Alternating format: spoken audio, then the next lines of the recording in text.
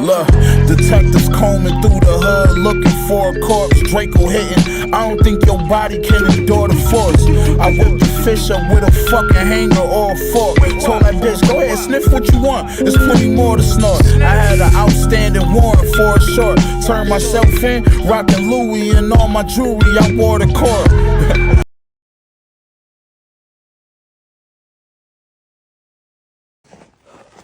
Step. Contact one!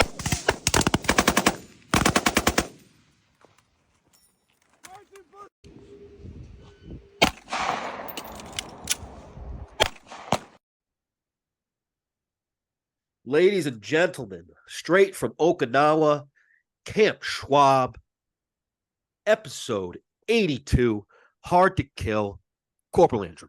How we doing, brother? Doing all right, brother. Doing all right. I'm simpering and I'm fine. I love it. I'm pumped to finally get you doing? on. Me and you've been going back and forth for a little bit, but hey, we made it work. We made it work, and that's what counts. Absolutely. We do what we say we're gonna do. You know it. So, all right, we're in Okinawa. We're up at Schwab. Give us the mood, man. How are we feeling out there? Well, things are just. See, last deployment when we were here it was heavy COVID. So we, talk about things being up in the air, being like abstract. We had the feeling going over like we're not gonna do fucking anything, Like I think we did the math. I think like something like over a month of that deployment was stand by. So we got my boy Dre on right now. Dre, this is Corporal Andrew. He's out in Okinawa at Camp Schwab doing his thing, and we just got on. We're just talking a little shit. What's going on, Corporal? Thanks for letting me get on here, Nick. Absolutely. It's a pleasure to have you, Doc. So, Antrim, Dre got attached over to 2-3 with me, and we pumped it. We did a pump out to Hellman, and obviously a stud. Look at him. That's gorgeous. Awesome. Yeah, look at it. Yeah, you know that's what a I'm gorgeous saying? Man right there. Thanks, guys. Yeah, I was honored and blessed to be in your presence. What base are you on over there? In Schwabski. Oof, that's the worst. Right. Yeah. Absolutely. Yeah. Just getting to the PX, a little bit of a haze fest. I know. What about the hurricanes or anything going on right now with the weather out there? Yeah, that keeps happening. It keeps like knocking on the door intermittently, I remember. It just comes whenever they think it's going to happen. It doesn't happen. Like whenever they tell you to go into T-Core 1 and stay in your room, yep. It doesn't end up coming. But then you're just out on a walk and you're out on a ruck run, and then a typhoon just comes in and just fucks you in the butt. That's what happened to me. No lube. I was going on a ruck run last pump, and like halfway through, and a typhoon just snuck up on me out of nowhere and broke the shit out of my phone. So I had to go the rest of the deployment with no phone, and that sucked. You hooked up with the SoftBank Mafia out there? With the what? Oh yeah. I didn't figure that out first time. Now I got it figured out. Now I'm dialed in. Nice. I am squared away in that regard. I get porn anywhere. There you go. Love it. Hey, it's necessary. Anyway, so before we get bombarding you with questions, brother, why don't you introduce yourself? How you got into the Marine Corps, maybe who your mentor was, how you pushed to the 0311 field, how you got into machine gun. Bring it on. Give it to me. All right. So came from a military family. My father was an airman. He was an intelligence guy. So the military was the first thing I ever really understood. Growing up, coming into being a young man, what I've always wanted to do, what my dream was when I was a kid, was I wanted to be an actor. I wanted to act in movies and TV. That was what I always wanted to do. I was always involved in the arts going through school. Like I decided like this is what I'm gonna do when I was like 13. And going through like I taught like men's choir a little bit before the military. Like I was super involved in that shit. No, like this was completely out of left field. Like nobody saw this shit coming. But I was at a place where I graduated from high school, and long familiar story short, but I was living with my grandparents when I turned 18, and my grandparents were like, "Hey, nothing personal against you, but we kind of when you turn 18, we kind of like to see you like, yeah, get the it's fucking like we're trying to be old for a second. Like we're trying to be this our like second go around of raising a kid, and we're old as shit. I So hear you. time to get out." And I was like, cool. I was a lifeguard at the time. Like I didn't know dick from fuck. I was pretty shitty at school, did not take it seriously. Um, I got a choir scholarship to Oregon State University, but I They would do have had to those? have. Yeah, it's a thing. Yeah, I guess. Badass. I would have had to be a music major, and I was like, I don't know if that's getting me to where I want to be. I don't know if I want to accrue all that debt and then not be guaranteed a career, for Smart. shit. Honestly, dude, the Um, way I look at that though, still, at least you had the balls to be creative. A lot of people like that, and including myself, dude. I mean, I'm a creative person. I remember at that age, everyone's like, "Oh, that's gay. That's gay. This is gay." And yeah, I want to try to yeah, be cool. For who? yeah, You know yeah, what I'm yeah. saying? For what? At least you did that. You know what I mean?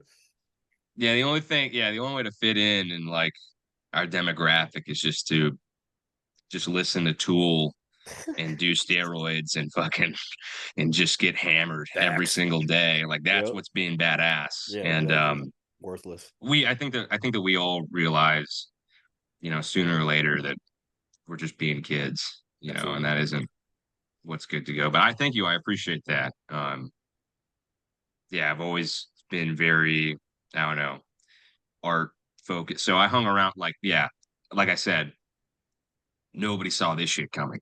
Um, but yeah, I was like a day away from signing a $1,600 a month lease, like 12-month lease as an 18-year-old kid, lifeguard, no fucking clue what I was gonna do. Just because I just knew I had to get out of the house. Yeah, I hear you. And I was playing Xbox. I was telling my buddy about it. Back when I was living on Langley. We kept in contact for like the last like 4 years, just playing Xbox with each other. I'm venting to him like, yeah, dude, I don't know what I'm gonna fucking do. And he's like, dude, come live with me and my family. I'm Perfect. like, what? Just a boy from high school. He's like, dude, come live with me and my mom and dad. And I was like, are you fucking kidding me? He was like, no, I'm not joking. And then a week later, I'm over there and I'm meeting his mom and dad, and his dad was also an airman, also a master sergeant Small in world. the Air Force.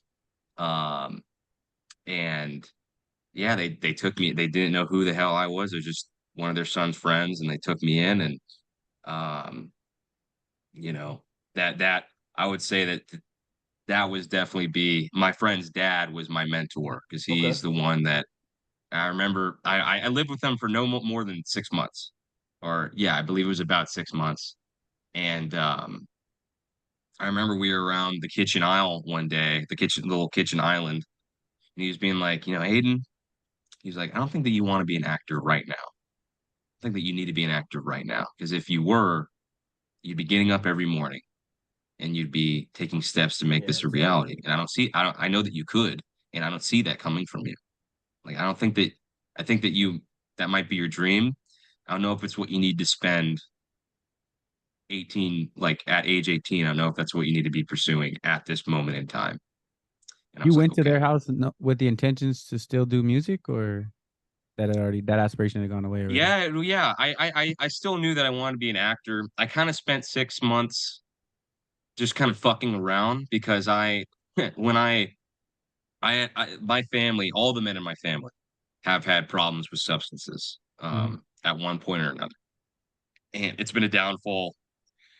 It's been the downfall at one point or another of every single one of them. And I knew if there was a gene that I had that gene. So I was terrified, like all throughout high school, never went to a party, never smoked a cigarette, Smart. never fucking did and never did anything. When I came Crazy how to similar our stories are. I'd love to hear yours. But yeah, I came to Virginia. I was with guys that I've known, for being a military kid, like the relationships that you do have that stick around, like that's like a big deal because you're going around from place to place in the country. You're always leaving people behind, always meeting new That does people. suck. That I hate that. Yeah. So you're like, shit, I'm never gonna have no fucking friends, or I gotta get really good at meeting people. Um, so those relationships you do have that endure, it's important. It's real. Yeah, It exactly. is real. It's real as shit. So I was with, people that I felt like loved me and I felt safe around. So then when I moved over, then I started like drinking. I had my first drink when I think it was the day that Joker movie came out. Oh, I love that movie. Yeah, I got high. I got high and drunk at the same time for the first time, and I went and saw that movie, and that'll always be one of my favorite I memories love. ever. But I think that's because of that, because I waited so long, and I waited for the environment to be right, to be in a good place in my mind, like spiritually and emotionally. I think that has led to me having a good relationship with alcohol and with substances, and I kind of got out of my system. That being said, that 6 months I didn't do shit. I just went to parties with my brother because he was a freshman in college. He was rushing a frat, so I got to like he took me along to all the little events, and so I kind of He showed you the world a got little bit. he showed me the world a little bit. I got that shit out of my system, like what I'd been saving myself from doing in high school. I got out of my system before I joined the military, but my dad said that to me, or I call him my dad now. He's basically like my dad, but my buddy's dad, John said to me, he was like, I don't think you need to be an actor right now. I don't think that's where, like you still, like what I heard in my head was like, you're still a boy. So You're still a boy. now looking back at that, are you grateful? To the ends of the earth, 100% with every fiber of my being.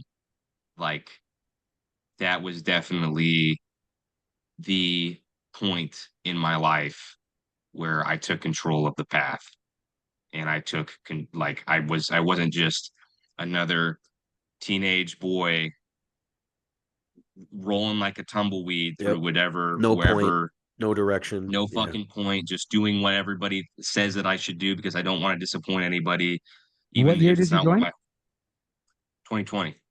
And where you were in Langley? That's where at in like Virginia or some shit. Yeah, that's where I met him in Langley, but when I joined, I was in Springfield, Virginia, which is it's like West. 20 minutes southwest of Yeah. DC. Where are you born? I was born I was born in Fort Bragg, but I only was there for a couple months.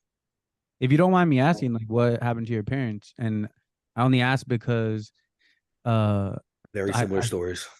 exactly. My story's almost so Yeah. similar. Kind of creepy. Wow, It's that's not, awesome. but the thing is there's a ton of us who had situations where we grew up and we inherited certain things we inherited, and we knew right away, just like you said, like you weren't drinking, you weren't smoking, you weren't doing nothing like that in high school because you knew you had to get out of that. So there's a group of us that I've encountered, and it's almost like the society is set up like that, that it feeds into, these type of individuals like us get fed into this pathway because it's an open door for us, and obviously it works out for the best in most cases. But yeah, like what happened to your parents, bro? If you don't mind me asking. So when I was very young, actually before I was born, my mother was diagnosed with multiple sclerosis. And that restrained her to a wheelchair for I can't even remember seeing her standing. Um, and you know, my my father, he spent he spent a lot of time away because he was getting, deployments for fucking long in like 2003 and 4 and 5 and 6. So he was That's just he was your birth father, right? Not your friend's dad that my you called. birth father. Yeah. He was a Marine or what? What was that? He was a Marine doing those deployments or Army? No, he was an airman just going to Oh, Qatar for a gotcha, long gotcha, ass gotcha. time. Yeah, those are long as shit. They're Yeah, too. they are.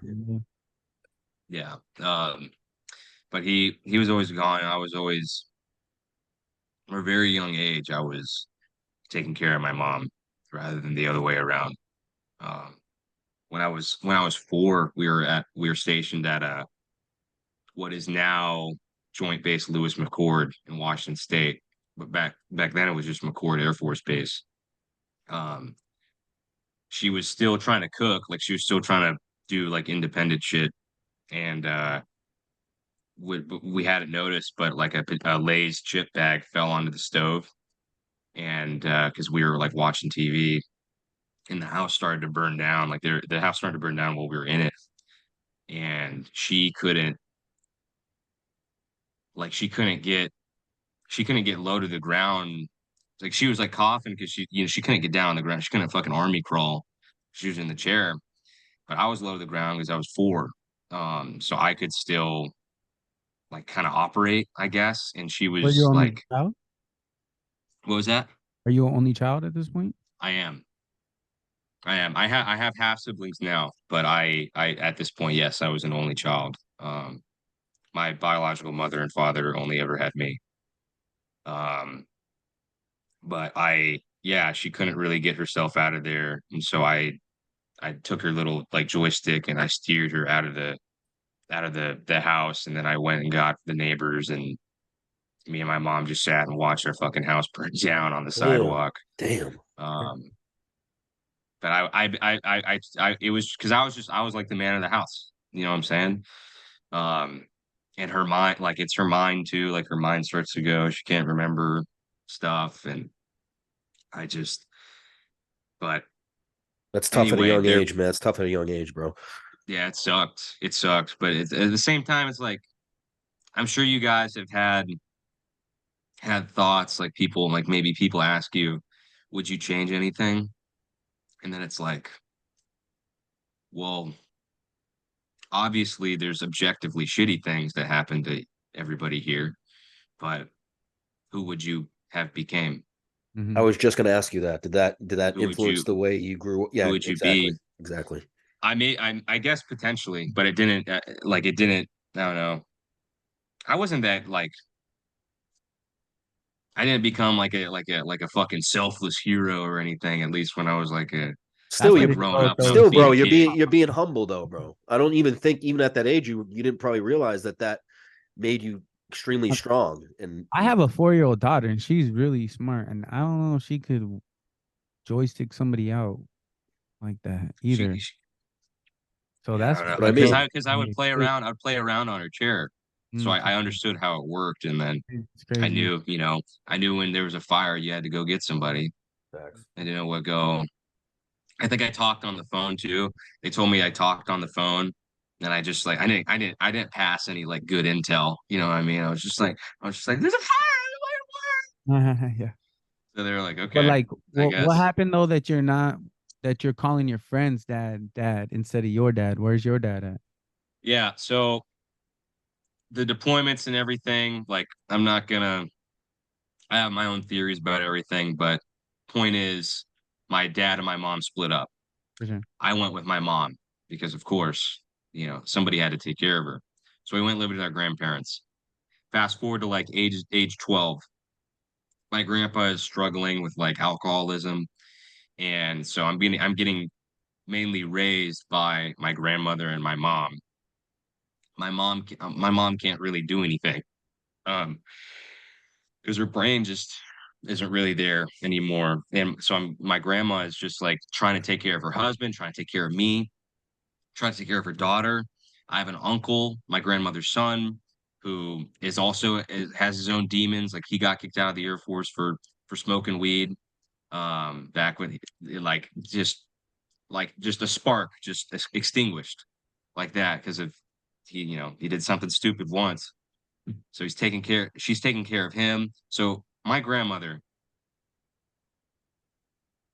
the purest soul I could possibly imagine in the entire world.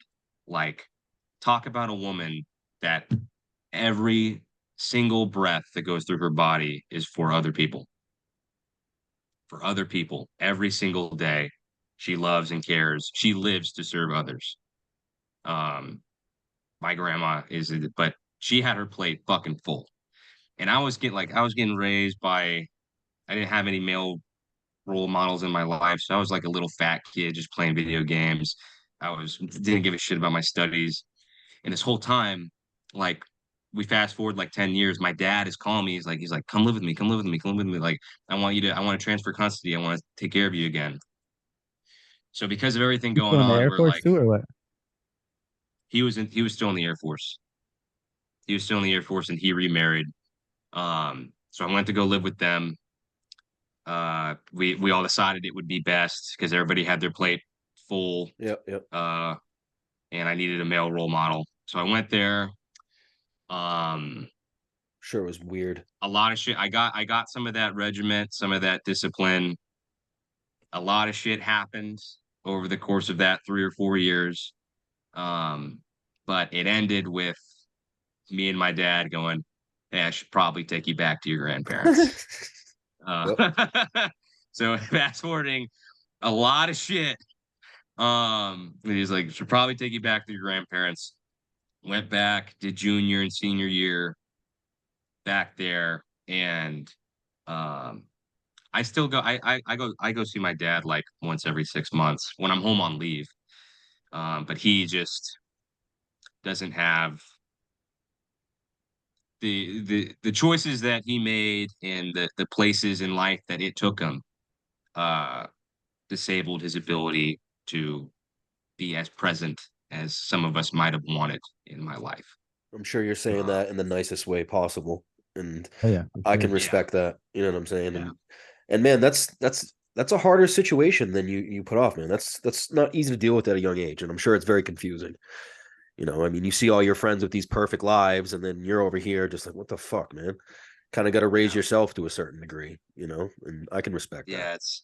Yeah, it yeah, it was just what it was just what it was just what life was. I didn't have any baseline to compare it or contrast it with anything else. So I did get melancholy. I remember one of the saddest moments of my life was that day that my dad drove me back. We were in Washington State at the time when he said, probably best you go live with your grandparents. Oof. He took me he took me to the nursing home where my mom was in at the time, and he dropped me off in the parking lot. Oh, And I remember like standing in the parking lot in between, like in terms of spatially in between my dad and my mom. And they're like only like, she's in the building, he's in the car, but they're only like 150 meters away from each other. And I was like, wow, like they're like the family that we could have been. This is as close as it's ever going to get, oh, that's 150 fucked. meters. I'm sorry, brother. It's the closest my mom is ever going to be to my dad. What was the issue with you and your dad? Were you giving him a hard time because you had no discipline growing up or something like that? Or was it he was just didn't have any parenting skills because he never really had a kid his whole life? So me speaking objectively, when he got out of when he got out of the Air Force, he joined when he was 18, he did 22 years, I believe. Hmm. Kind of had a midlife crisis. Like he didn't know what the fuck to do. We all do. So Yeah. Yeah. No, so he felt like he had to take care of you finally, and yeah. So that maybe it was a little too late. He just the way that he took it, the way that he went about it, like it affected his relationship. I had half siblings at that point.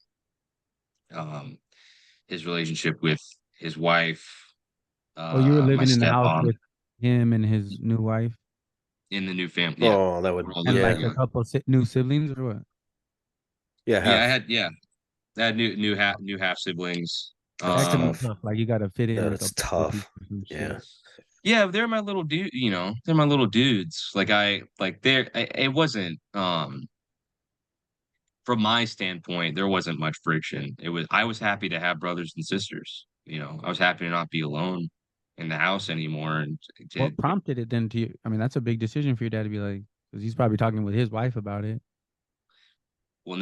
He wasn't like that. So the year that the first year of him getting out of the military led to like, he started using substances, like started making For sure. rash decisions. wild decisions that led to friction between him and his wife, him and himself, No which doubt. led to a spiraling of course, crazy fucking things that led to me and my dad getting kicked out of the family house to go, like me just having to go, like he's like, well, I'm taking Aiden with me. You know what I'm saying? So I had to go with him. We did that for like a couple. There was like a month. There's like a month. We got like a 1-bedroom apartment, and he took the bedroom. So I was going in and out. I was doing my homework in the kitchen, sleeping in the kitchen, at the very beginning of my junior year, and then some more shit happened, that led to us both, in much louder, angrier terms. Like, I'm gonna go live with my grandparents now. Yeah. For sure. So I mean, that's it why probably was a little bit better stability for you, anyways. It sounds like. Oh yeah, I didn't. Yeah, that was that year. Fuck Washington State. You know what I'm saying? Like that place just freaking sucks. Like it's rainy 11 and a half months out of 12. And no matter like what kind of person you are, that just affects you at a certain point. It does. Of course it does. So everybody's always in a bad mood. So like, I don't know, maybe that had something to do with it, but I just don't like that place at all. So when you graduated high school and then you joined right away? Or no. How long was so it there when was you I go took to your that. friends? So I graduated high school. There was like a month of me trying to figure out where to live, talk to my friend. It moved out, and then there was like 6 months of me just like going to parties. Fucking, there's my roommate back there. There's another machine gunner. Fucking, I'm on a podcast. So take it easy. Flex. Yeah, he gave me the thumbs up. The motherfucker's huge. Happened in Japan. Yeah. Let's get after it. We were both been there. Yeah. There's that 6 months of me just kind of drinking like fucking around, partying, kind of like doing what a lot of people my age spent 4 years doing. Yeah, for sure. Just not knowing who they were. Had that talk, right? The talk about, I don't think you want to be an actor right now. Well, okay. Went downstairs, came back upstairs. I went, John, I need you to take me to this guy. Walked in there. I went, I want to be a machine gunner. I want to enlist, and I want to go right now. And he went, what the fuck? What are you running away from right now? Who's behind you? Yeah. Who's behind you? Who's like, this isn't how this works. So scared the shit out of him. Like, yeah, I was like, I want to go right now, and I want to be a machine gunner. Okay. I thought that's how it worked.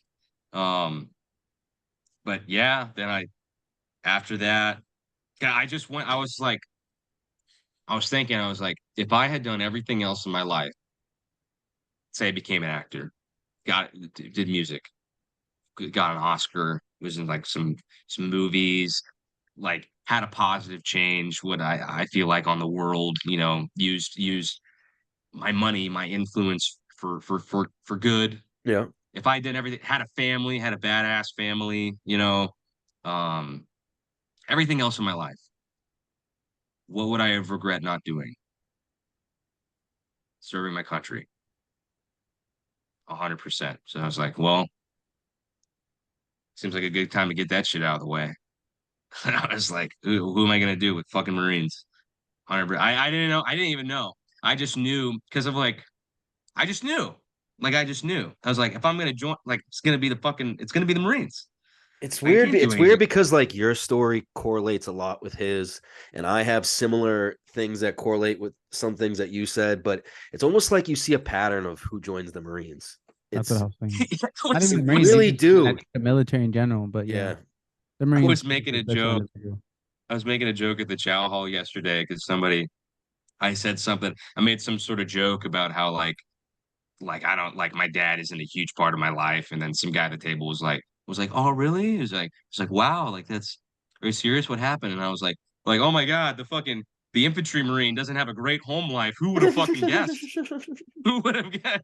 Who would have known? Facts. Who would have known that guy was trying to get away from something? Facts. For sure. That's where they It's put like, all the dogs at. you ever meet like a fucking marine or a sailor where you just like he's like, yeah, both my parents are still married. Yeah, Yep. exactly. It's No, not. It just doesn't happen. I don't even know I've if I never know smoked a any cigarette. Marines, Never so. had a dip. Nope. Facts. Facts. So were you Those in guys are during COVID? yeah. So I just Man, yeah. that So was probably different. my ship date to Paris Island was delayed by a month because they stopped. There just wasn't any new dudes coming in for a month. And I remember thinking, I was like, this is probably the first time. This is Mm-hmm. probably the first time in history that Paris Island has been shut down Mm-hmm. for Probably. like an extended period of time. This is putting us in danger. Like, what if somebody wants to fuck with us right now? We don't got new fucking recruits Hey, coming that's out. true. Oh, it's Yeah. not where to So I stop. was like, yeah, I kind of had like, I was like, yeah, I'm gonna be the fucking first one in. Start it back up again. Gonna let them know, hey, we got new, we got new dudes, just fucking walking Yeah. that tightrope. That's I was excited, but yeah, that sucked. Having to run around, having to get IT'd with the mask on. Are you Fuck serious? that, dude. Yeah, you're getting waterboarded, man. That shit sucked. That shit sucked. You can't you're just like he's like open up your fucking face and you're screaming. Yeah, you're screaming, and then the wet, sweaty mask is Oh going in your yeah. mouth, and you're like you can't do it, dude. That's so dumb. You can't do it. That shit That's Wait, did different. the drill instructors wear them? sometimes when they had to. So it Yeah. was all just a bunch of. Yeah, it was just a It's bunch of muffled different. screaming. That's all I remember of boot camp is just muffled screaming. That was Okay. it, dude. And then some guys I think some guys in another like follow series or something. Somebody like two dudes got caught fucking in the rain room Stop by it. the fire watch. Stop Yeah, it. because there are dudes that are there for like a year, being a recruit for a year. You can't Oh, say like me. a broke dick or something. Yeah, broke dick or like I don't know, just a bitch. Yeah, yeah, yeah, yeah. Just Yep. like they just can't fucking figure it out, and Yeah. Yeah. they can't get a justification to go home. Like they Toxic haven't said motherfuckers. Yeah. Exactly. yeah. So they haven't. You can't say me. You can't no porn or a whole year. It's like yeah, you start getting creative. You start getting, I think I'm gonna fucking. I don't know what to do with my fuck hands. Johnson. Yeah, I bet. I heard. I don't know if this is true. I know the other thing is true, but I heard that after they got caught and they got in trouble, I heard that one of them fought the other. It's like a little lovers quarrel. Oh, that's so weird. That's so weird. They were like, fuck you, man. This is your fault. We got caught. And he's like, well, it's not my fault that you take forever to come. It's like, Stop it. Stop it. it's just, Stop it. That's not hard to kill, man. that's not hard to kill. That's pretty easy to kill, dude. You can't talk about easy to kill shit on the podcast. Oh man. There's always some weird boot camp. Wait, so is that do you see that a lot now in the Marine? Is there a lot of like openly weird shit? I mean, look at the world right now, dude. Oh, there's no, that was the only like straight up. We're always joking about it, but that's the only time there was like straight up homosexual activity, like like actually going down. I don't know what people keep behind, people keep in their fucking wall locker, but that's the only time that somebody actually put their foot down and like went condition one in the whole gay operation. Oh boy. So I don't no, I would say it's pretty normal. We have like there's women now. We have women Like in the infantry. Really? Yeah. Like yeah, there's a couple. Talk to me about that. Hey, let's hear about that. Give me your take. Come on. Hard to kill? It's It's a hot topic. To be PC. They do. The ones that I like, it's a mixed bag, just like dudes. Just like guys, like you just you have you. plenty of guys that might as well be fucking No, like trust me. We they had our suck. exactly. We had So- lionesses. I mean, it was just they didn't start in the infantry, but they were basically infantry when we were in Afghanistan. Yeah. No, I have met some very like stereotypical, like what you would joke about and imagine, kind of like that's how they actually conducted themselves stories. And there's ones that like actually, fucking get after it. Yeah, And of course. are dogs. Yep. So it's surprising, but like, yeah, if you are like, there's so much. If you're really so narrow visioned that you refuse to see the gray in any one topic, like you're a fucking idiot. If you're just gonna flat out come out and say it's Hey, like no fucking way. Let's be real. There's a lot of them in the Marine Corps, bro. Yeah, A lot of them in life. People So do politics and religion all the time. I obviously don't agree with the standard being changed. A standard is a standard is a standard, and that should stay in stone. But if you can fucking dude, if you can hang with the gents, like Oh, there's some come girls on that out. can I sing. don't see any fucking reason. grow a I can stash. imagine Yeah. it's probably straight. Yeah, throw a stash. Get a no shave shit. Come on over. I bet you there's Like, some of the girly ones that still kill though. I mean, there's some athletic girls out there. yeah, That's like they fucking like there's definitely to be You have a to girl. just So if a girl's in infantry, does she live in the barracks with you guys, or she's in her own girls' barracks? she's in her she gets her own room. Own Maybe room, but with she has to another be with the girl. unit, right? Oh, there might be two. But Because usually this But unit's it's- in the same barracks. Like, yeah, so there's not a separate barracks. They just get their own room. Interesting. Huh. So then the only it wasn't like that real for us. change, Girls were Yeah, all definitely separate. not. Yeah. they just get their own room, and the only real change is like I guess like don't be streaking around the halls of the barracks because you might get a charge now. If you fucking you accidentally bump into her, like oh shit, Yeah. sorry. Like I said, I don't know. Like you can't. That's Whoops. kind of the only. That's the only thing that's different is that you can't like. I guess you'll get in trouble if you're just like running around in your chonies and you know that you have a woman in the barracks, but Gotcha. Mhm. nothing else different really occurs. Like you really Okay. get. It's really a non-factor. Like it's just another 0311. Okay, let's transition a little bit. So we get through boot camp, get through ITB, first unit. Where we at? Well, so I showed up and they were all at Bridgeport and ITX.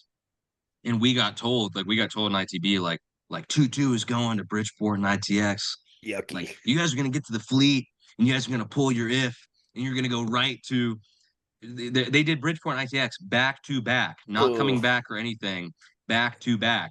So they're like, you guys are going to go. Like, you guys are going to fucking kill yourself. That's one of my combat instructors told me. He was like, you guys should probably kill yourself because you're going to get fucking destroyed out in Bridgeport in ITX. That's the first place you're gonna meet your squad leader. No way. Like you need to like hurt your knee or something. Time now. And we're just like I just thought like like all I had was like the movies. I didn't have anybody like any family friends like Uncle Johnny. He was a fucking jihad back in No, I hear '89. you. Like I didn't have any of that. So I just thought I just had the movies. So I was opening my door like fast, like for the first 3 months, I was opening my door like this because I thought that you got jumped, like you got initiated. Like I thought it was like a gang, and then how you like. Hey, that's that what shit used to happen. That shit used to happen, dude. That's what we kept saying. Like we get like you're gonna get jumped, and if you act like a pussy when you get jumped, then you're gonna be a bitch forever. And if you don't act like a bitch when you get jumped, then that's how they determine like who's the group leader.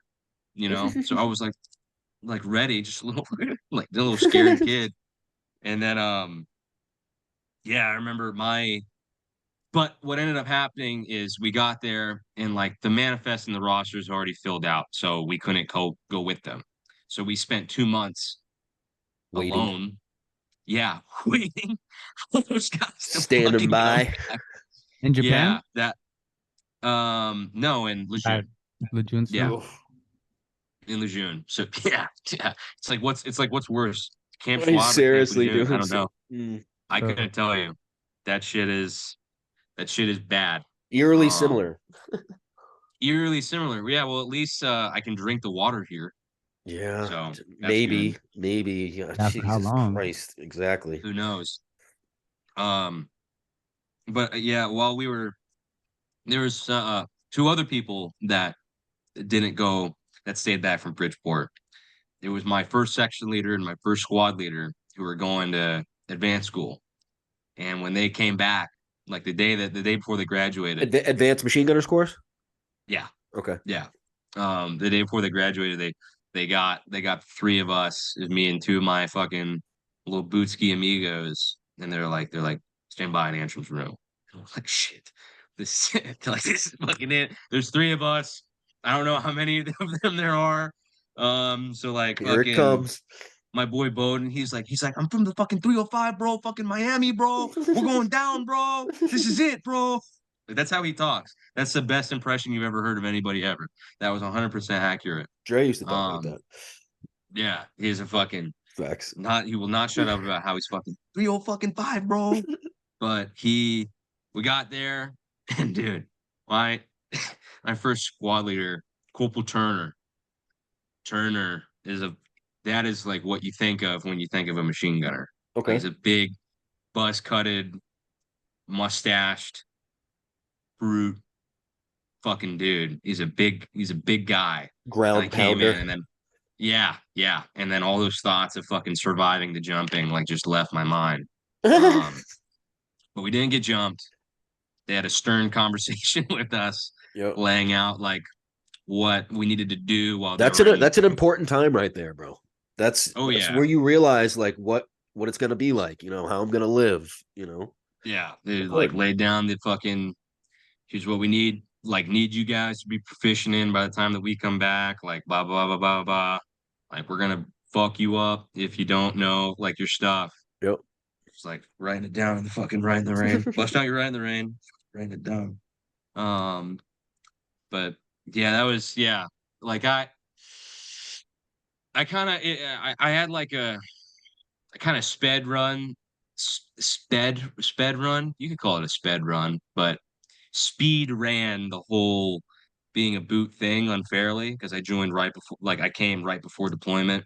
So we went on deployment, and then it was kind of the COVID deployment. We didn't really do anything. We shot machine guns one time.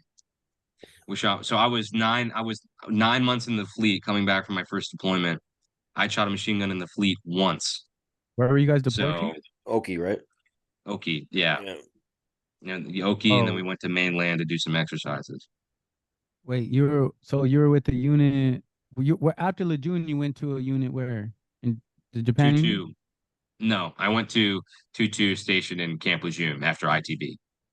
and then they went on That like a was that. meeting something, or what kind of No, I deployment? went on a UDP to Camp Schwab UDP, for UDP. 6 months. Gotcha. Came back. Uh, And you're a Lance Corporal went at this time? coming back from deployment. Yeah, Okay.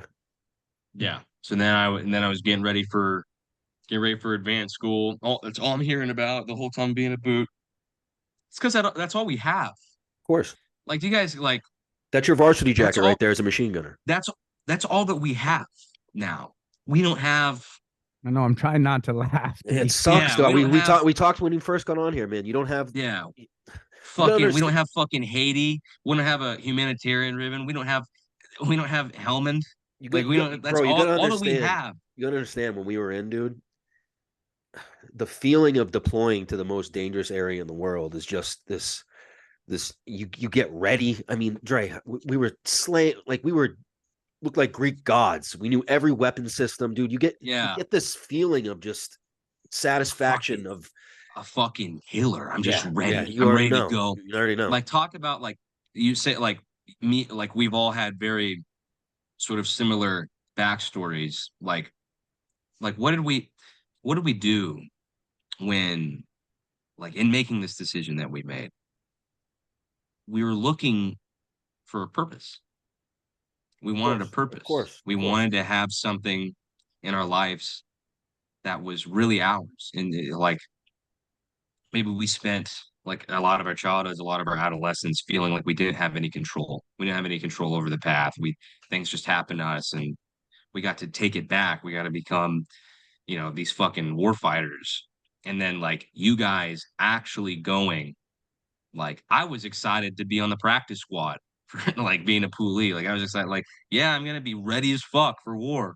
But you guys like getting ready, like talk about a purpose, like personified, the focus that you must have had as a unit, as a collective, like the drive that everybody must have had to fucking that's I just mean get out you kind there. of hit it right there, dude, because that's almost like one of the biggest problems when you get out. You not having don't have that purpose anymore, and it's just like no You camaraderie, can be. no You just fucking need to make the right steps when you yeah, get no, out. you're right. yeah. There's some strong moves. Like you can get right back into working for the government as a GS. You'll make way more money and you'll still be in charge of like some kind of important system or some kind of important program within the government.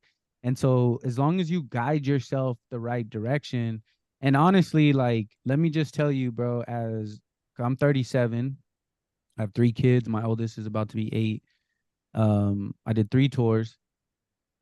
I would never, ever, ever, ever, ever, ever, ever, ever, ever, ever, ever, ever allow my kids to join any combat position in the military. Like I've told them, like, if I've let them know, like, the military is an option for you guys, but you're gonna go learn a different job. You're not gonna do combat like daddy, because I'm telling you, it really fucks you up like big time. And it's designed really to fuck up the bravest, fearless leaders that we have in our society, because now we get the betas to run because the alphas are broken and they're carrying around these heavy weights for 5, 10, 15 years or whatever. I mean, your dad was victim to that. And it's not just like, it's not even like a combat thing either.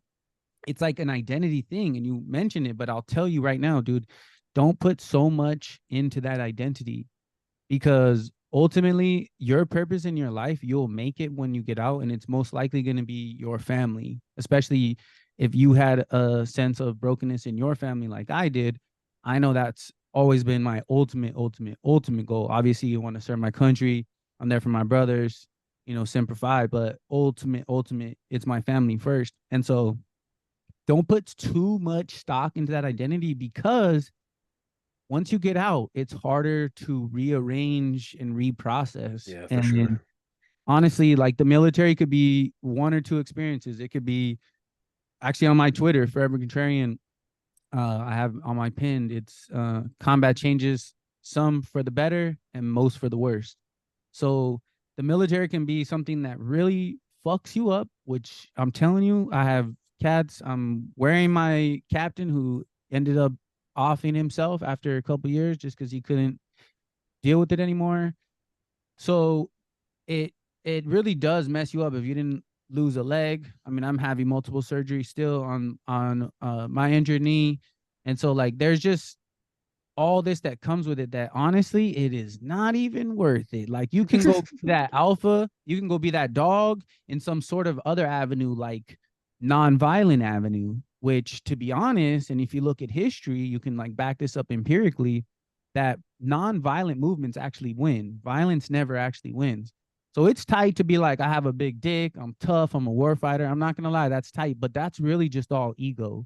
And the older you get, and the more you start getting in tune with just the different layers of reality that you start to experience, the older you get, you will start to realize, like, bro, he hasn't even ego broke. doesn't He matter. hasn't even Like, broke that yet. He's still in year for what? sure. No, you remember, I used to always tell them, bro, because I Yeah. was a little bit older than all them. And I'm, of course, I'm the doc, so I'm like a little bit smarter. My fucking Here he ASVAB goes. has to Here be he higher goes. and shit. And just that's a fact. Like, go look at the ASVAB test. Like, but I used to always tell them, I used to always be like, oh, you guys don't understand. Because they'd be like, why are you making this decision? Because I was making like a responsible decision or something, right? Like they want to go get fucked up or bone all kinds of hookers or something. And I'm like, you don't get it because you're not 24. And that was a joke. A grown-ass man. Grown-ass man. That was like an inside joke inside of our unit, was like 24, 24, grown-ass man. Because I would always tell him, I'd be like, you guys don't understand. And honestly, obviously I'm 37 now, but looking back at that, I didn't know shit, even though I was 24, but it was still referencing like this concept that exists. Like the older you get, you start to like break away from ego. Yeah. And like, think about how many layers of reality are put onto us that makes us become who we are, our personalities. But ultimately, the purpose of life, at least in my opinion, and this is subjective, obviously, but the purpose of life is to be the version of you that you are. But that takes removal of layers off. Which is hard. I grew up with complex PTSD trauma. I was born into trauma. I was kidnapped. I have so many bad stories with my really kidnapped, bro. He was on a milk carton.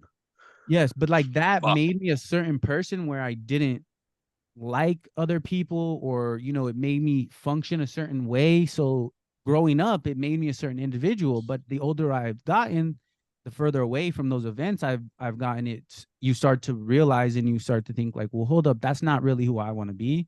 And so you have to like change your ways and stuff, because you're starting to figure out who you really are, not who somebody programmed you to be, in a sense, because it's not even a programming, but like you just pick it up as you go. Yep. Isn't it trippy how when you just said that you got back and you realized certain things, how certain events make you act a certain way? You don't even realize it at the time because you're so young. You don't realize what's happening. But like just as you said, when self-realization comes in, you're like, oh shit, what was I doing that whole time? Why was I doing this? And I mean, what are you, year 4 or year 3? Year 3.5. Year 3.5. Okay. You planning on staying in for a long time? What's the move? No, so ever since I went to over last Christmas leave, my grandmother, the angel, she got diagnosed with stage 4 uterine cancer, and hearing that made me feel greatly compelled to return, like geographically home. Sure. And that was, I could feel that pulling at me. And Where's she at? Oregon. Oregon. My mother and my grandparents live in Oregon. That's where I've spent the most time. But beautiful there. Yeah. Oh my God. So what do you have, like a year left in on your contract? No, I get out. I'm supposed to get out in 4/20, 2024. Right. That was my EAS. Yeah, you can imagine what I was going to be doing. Yeah. But so I felt like my whole plan from when I went in there and I was like, I want to be a machine gunner. I want to go now. Blah, blah, blah, blah. My plan was to make some stories, like grow up, mature as a man, learn what it means to act selflessly and lead. I wanted that. I wanted to know what that meant. Can we pause for 1 second? When you say lead, open up on that a little bit. Tell me what does leadership mean to you? What does that mean? Leadership is the art of getting people to do what you want because they want to do it. Leadership is showing somebody what they want to be, what they need to be. It's living as that I guess that mentor, that example, always being that grounding example of what right is supposed to look like. I can understand and that. Now, the reason why I ask you that is because anytime I talk to like a corporal or lance corporal nowadays, I always hear that, they have a problem with leadership. A big problem is with their senior leadership. And, and you told me that you were in a position where you were a platoon sergeant for a little bit. So you got the feel of maybe getting word passed down to you and talking to your Marines and, telling them what to do and having, the burden of command for a little bit, if you will. So yeah, I mean, to me, honestly, I always think of bad examples of leadership when I was in and how it affected me, and I would always try to just not do that to a certain degree whenever I was in a leadership position. But I don't know. To me, I feel like you have to be in a lot of positions where there's bad leadership to know not what to do, kind of. Yeah, that's what not even just in the military, but in life. Be thankful for your bad examples, just as thankful as you are for the good ones. Because there's some situations where knowing what not to do Yes, could be even more valuable than knowing what exactly, to do. exactly. Um, Experience to a certain degree. yeah, but we all take the good from the good and take the bad from the bad. But it's hard because the main thing that I see in the transition from like being an NCO to being a staff NCO is for most people, now you have the goal is to keep politics out of all of this shit. I don't mean the podcast, but I mean out of war fighting. Of course. Like on why we fight is Disagree with. because of politics, because of failed bureaucracy. But we shield them and hopefully the organization as a whole from that bullshit. We just focus on the Try to. tangibles, Yeah, exactly. what we need to do. That won't help change anything. You know, Smedley Butler, I'm sure. Of course. He, Little he, Schmeldy. he was very politically active. You know, obviously there's a certain extent that you can't because of your active duty status. But even if you're just taking notes and you don't say anything the whole time and you get out, Just aware. you have something to say because um, the biggest resource hogger, because you ever played Sims or one of those games on your phone where you build your community, you build your town, you build your city, whatever it is, you need resources to build. And the biggest value for any country is resources. So the number one place where our resources go is actually inside of the Department of Defense. Facts.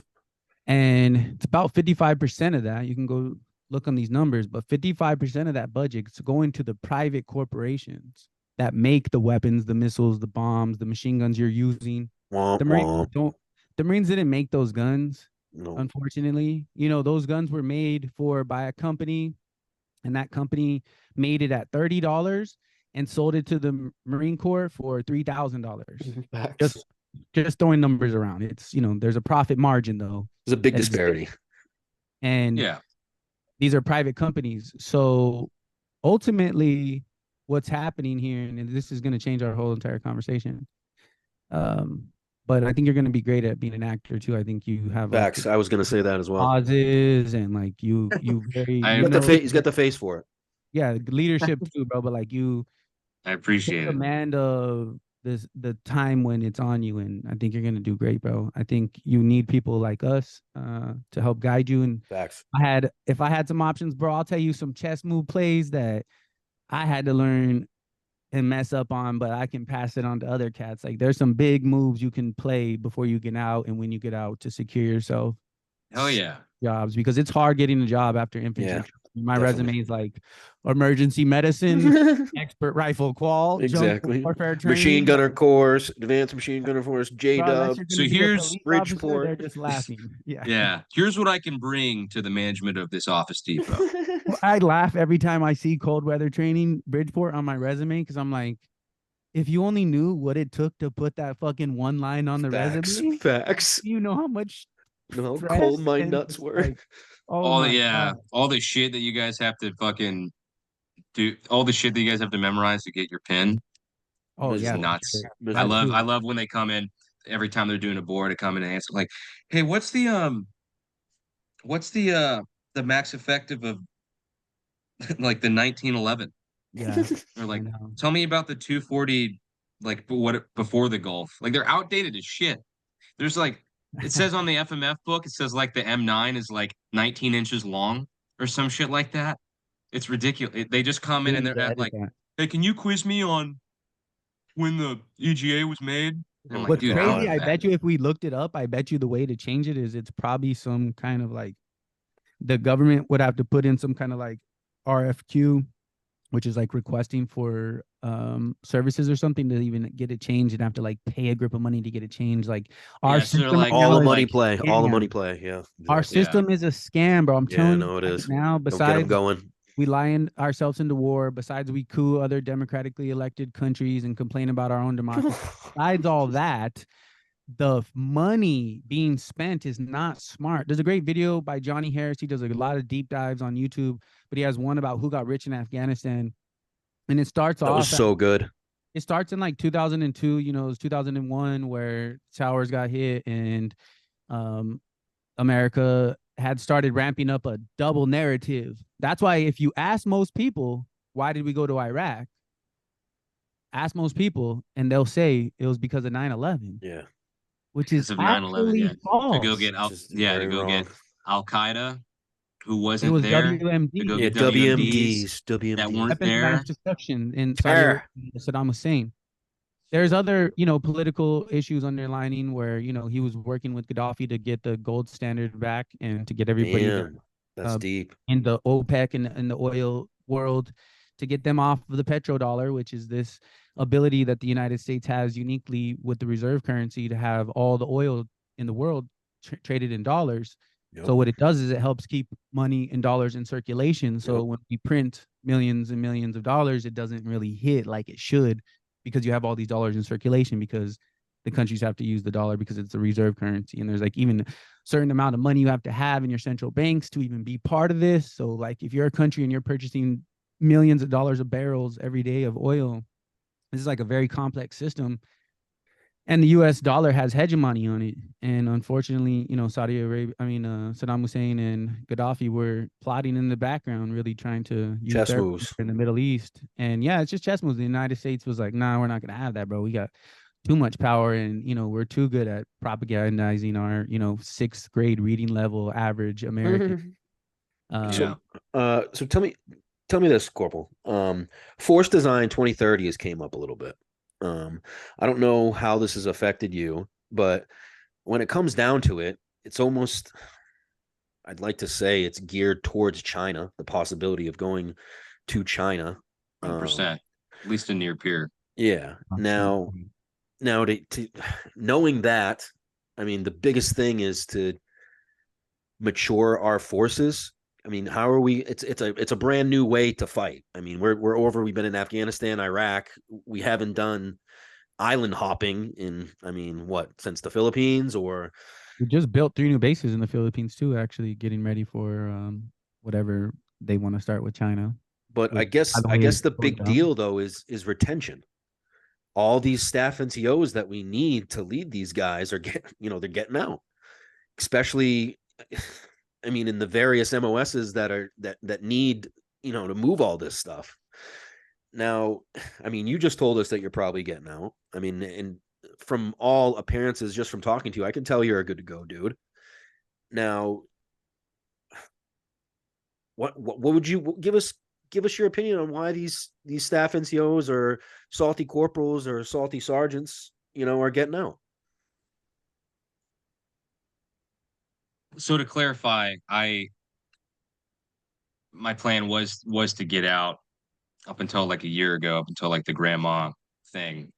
And I realized I wasn't content with my service as well. Like I want to be closer to home. 2 things. I want to be closer to home. Like I need to take care of my grandma and my mom. And I'm not content. I feel like I have more to give. I feel like I have more. I feel like I have this youth, this health, and a good mind. I don't think I am prepared as I need to be to just, I'm getting out. I'm getting out. Those dudes that they have as soon as they have 364 days left on contract, they're like, I'm getting out soon. So, whatever. Like they're like, why do I need to go to that training? I'm getting out. It's like, yeah, dude, in a year and a half, man, get your flack. But fucking I my plan was to EAS, smoke a joint, and then put everything into my car and move and drive to Los Angeles and be homeless until like fucking Sylvester Stallone. Apparently that's the move right now, dude. Well, there's so many fucking idiots just like me that have done the exact same thing. And there's no I'm a first generation like guy trying to get into that. Like I have no connections. I know nobody. So I would just be fucking walking around, and it's just the closer I got to EAS, the more that seemed like the ideas of an immature kid. And I was like, I have more to give. I need to take care of my family.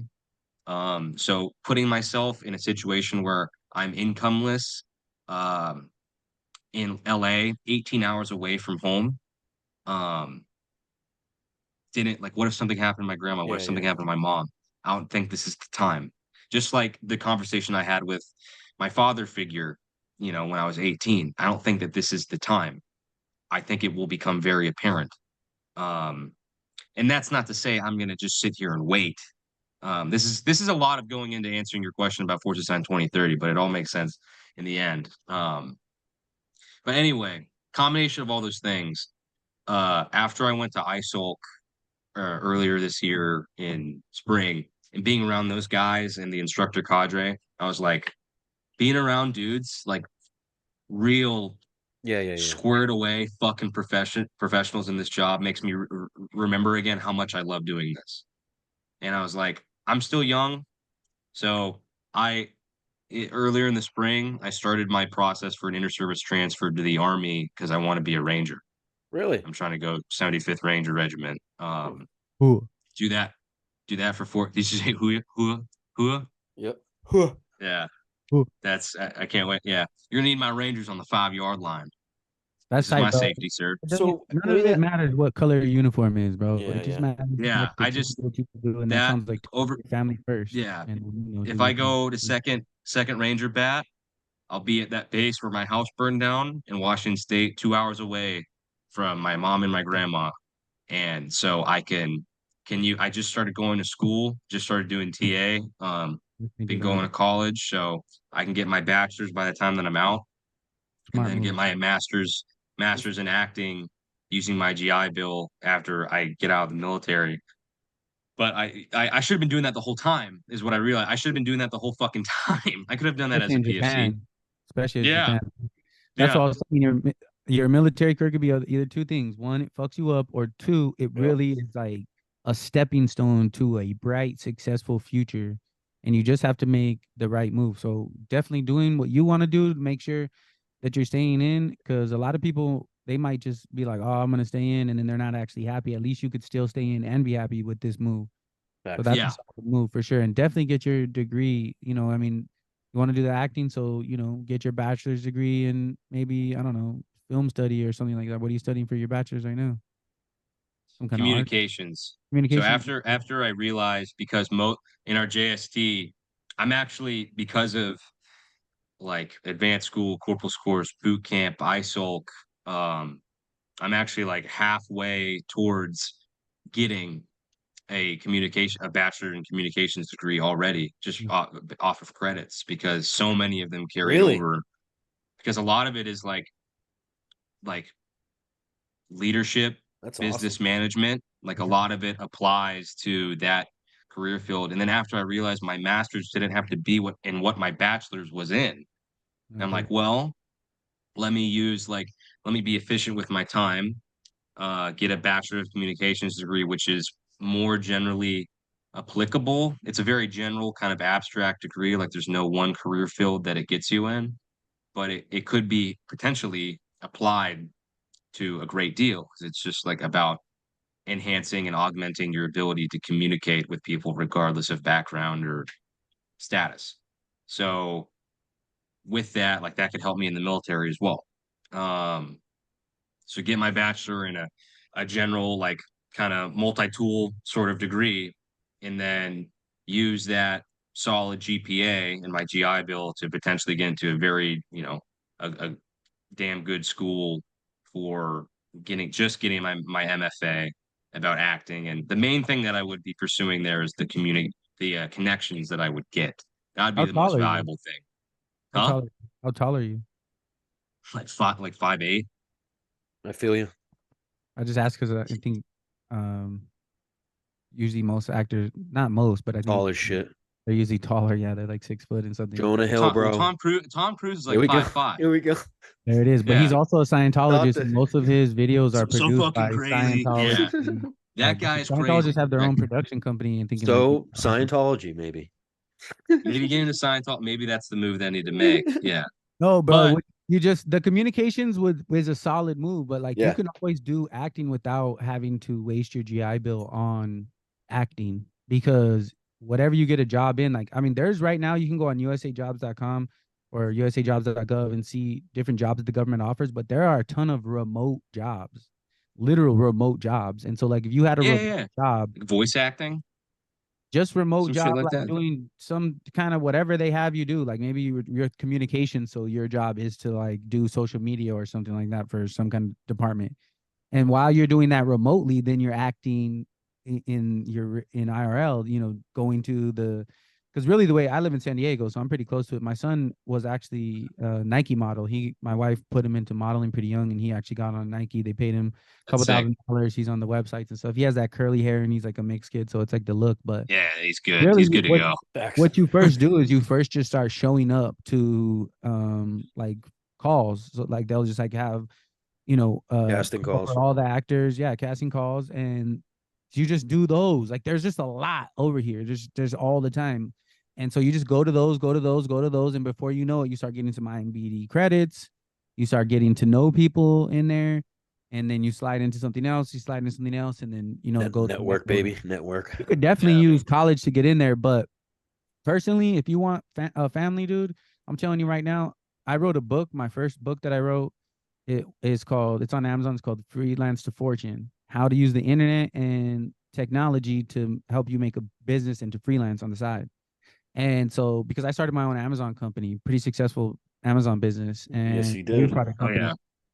And it's been great. So awesome to hear about veterans just getting out and then just getting after it and then just fucking. A ton of He's resources. a beast, bro.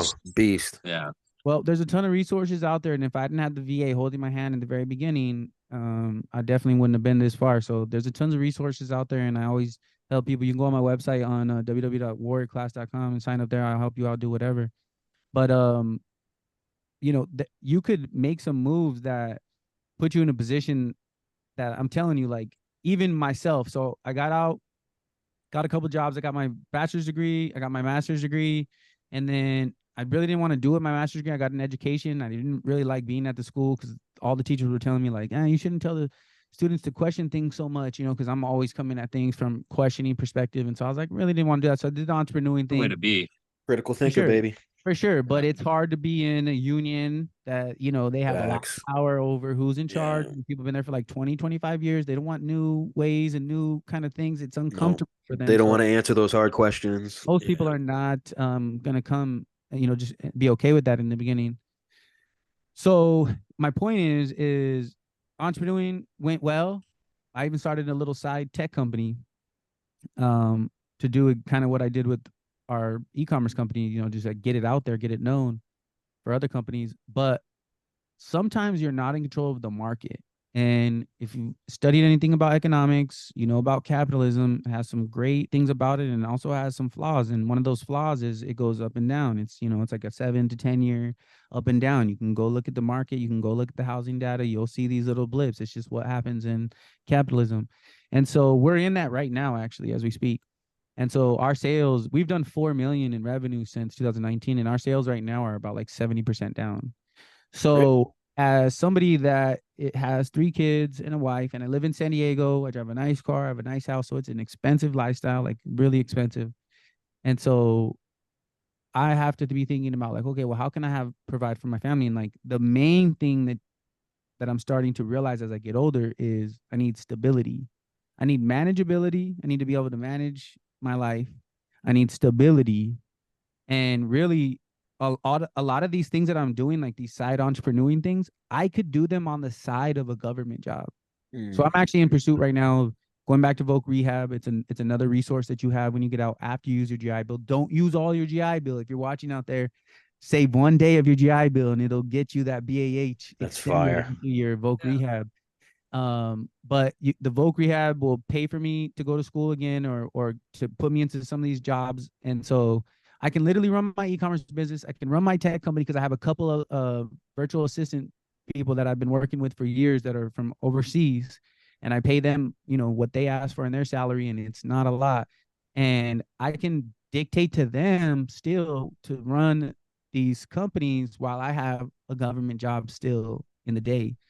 And it sounds crazy, but to live in San Diego and some of these other places, and everywhere is really, it just seems like it's going up. It's necessary, especially if you have, more than one mouth to feed.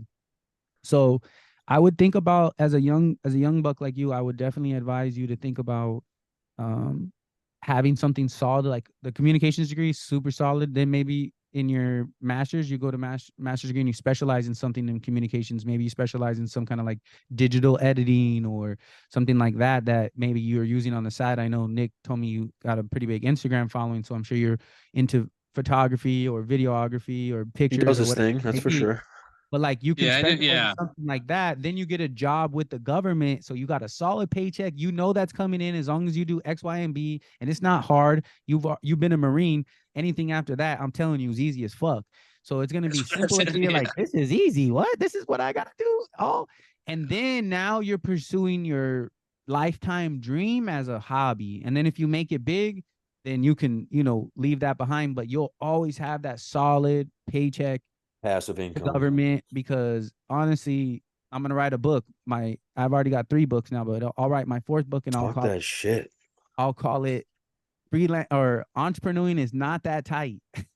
How to survive capitalism. Like seriously, it's hard when the market's not good. And if you're counting on your kids going to soccer and you're counting on this and you're counting on that, bro, you need stability. So like the government is really a solid place to be at.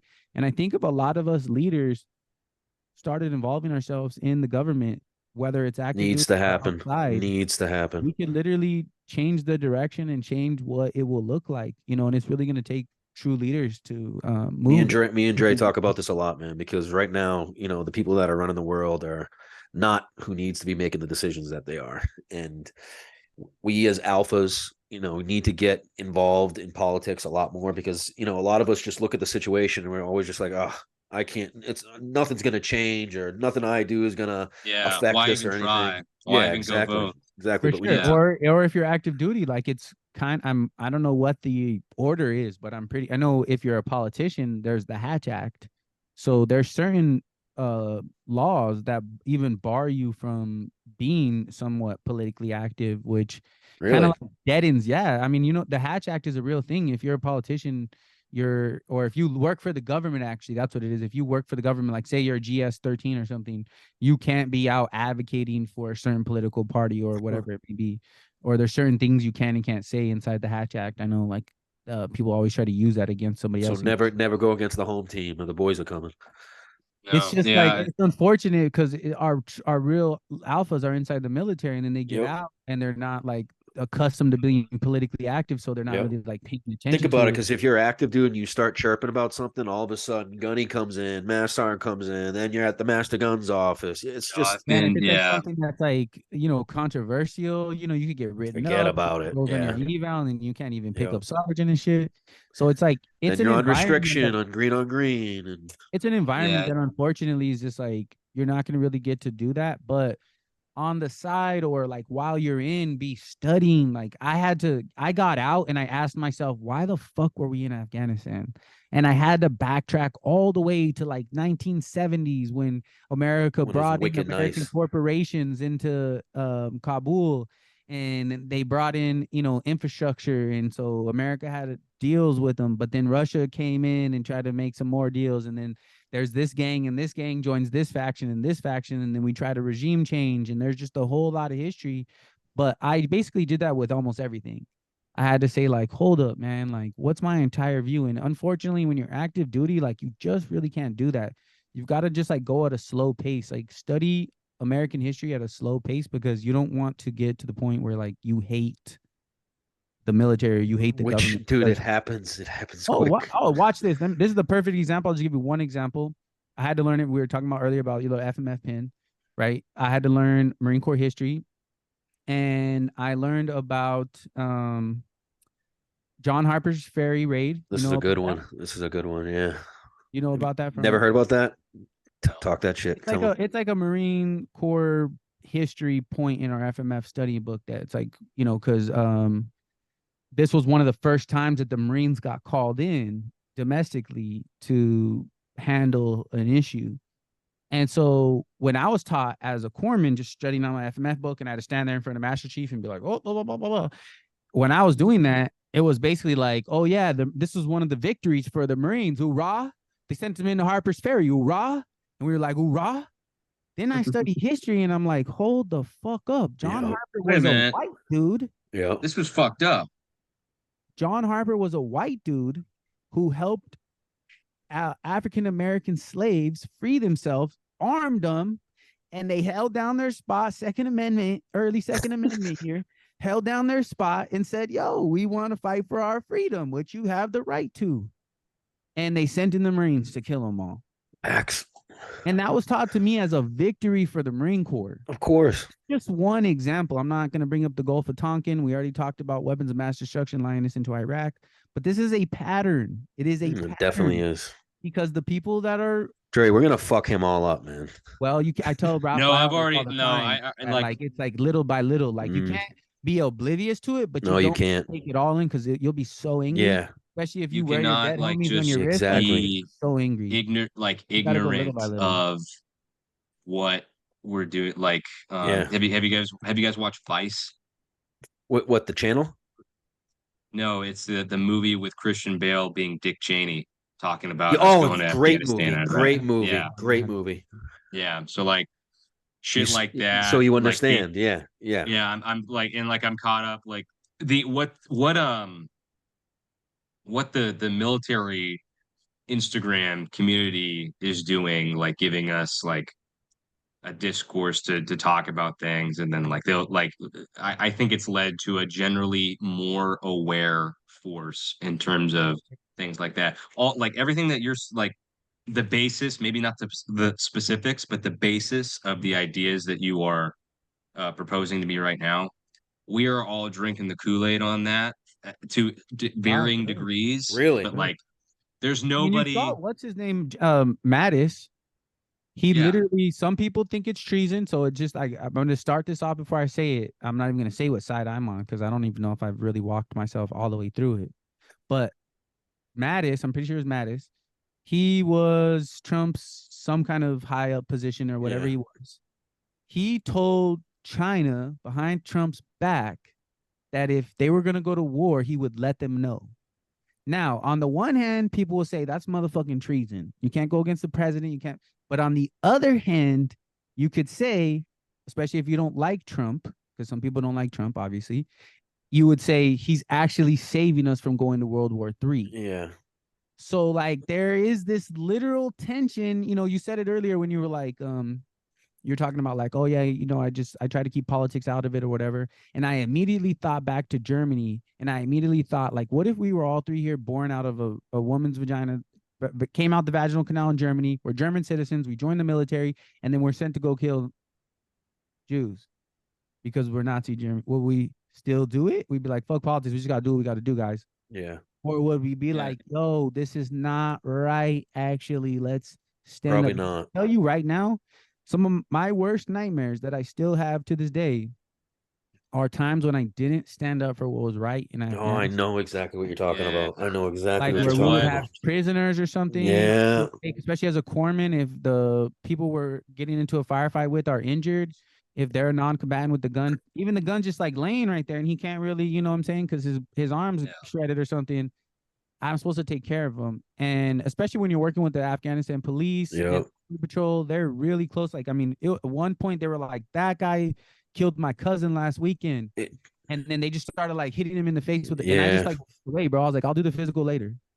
And so like, if it was me today, I would have stood up for what was right and been like, look, guys, no, as much as we have hatred, we should not be using more violence on this. You know, let's do that's a tough one, Dre. That's a tough one. It is when you're there, especially, but in hindsight, 2020. But like, this is what I'm saying. Like, we need to start developing people. And it sounds like, you know, I really haven't heard that. So that's great news. But it sounds like, you know, it is happening to where we do need to get smarter people because we can't be supporting imperialism.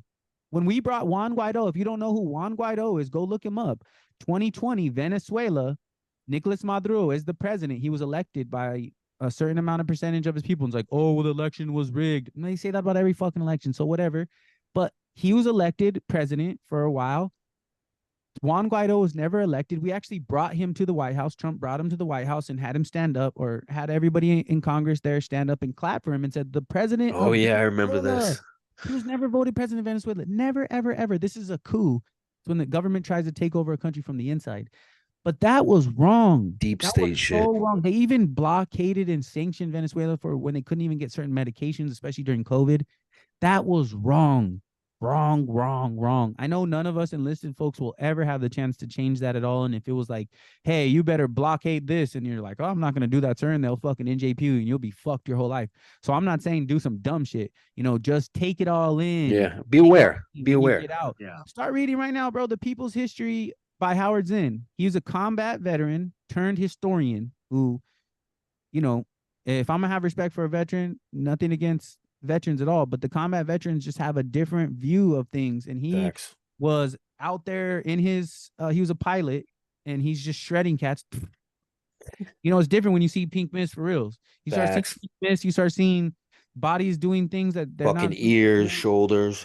So that just like that guy Howard Zinn came back, became a historian, wrote books, and told people about Christopher Columbus, for example. Today, not in Japan because the timeline's different, but today is Christopher Columbus Day here in America, but only for a certain amount of states, because where I live in California, they officially changed the name to Indigenous People Day. Are you and serious? Some people might be like, oh, that's stupid. Oh, that's woke. Oh, blue hair. No, motherfucker. Christopher Columbus was kind of a dick. Not kind of. He was Yeah, he was a wicked Go bastard. read about him. He was Yeah, he was. Yeah, that dude and was a to lance for celebrate sure. him is almost as bad as celebrating the commanders of the South Army. We have like Robert E. Lee School and shit. I'm like, what the fuck are we doing celebrating the Dre, South? hold on one sec. What do you now? You were in when this happened. What do you think about H. Kaya? You know, as I mean, I don't even know what that is. the airport incident. Oh, in Afghanistan? Yeah. Fucking clown show. Yep. Shit. Yep. So fucking black markets flooded with the weapons. What do you think? So all of a sudden the Taliban's right in front of these guys? What kind of backdoor? Go ahead. From the perspective of my friends, go ahead. Like my last name started with A, so I did not go to 1-8. I went to 2-2. But my buddies that were there, yeah, one sec. Like when I went to advanced school was when I met a lot of them, a lot of fucking dudes that had a big influence over the AO, being up there on the fucking gun. And like a lot of them, like they're like, yeah, like we smoked a guy. And that's just so crazy, like to be sitting with guys that are your rank in today's time talking about how they killed someone. Like it's just like, it's like, wow.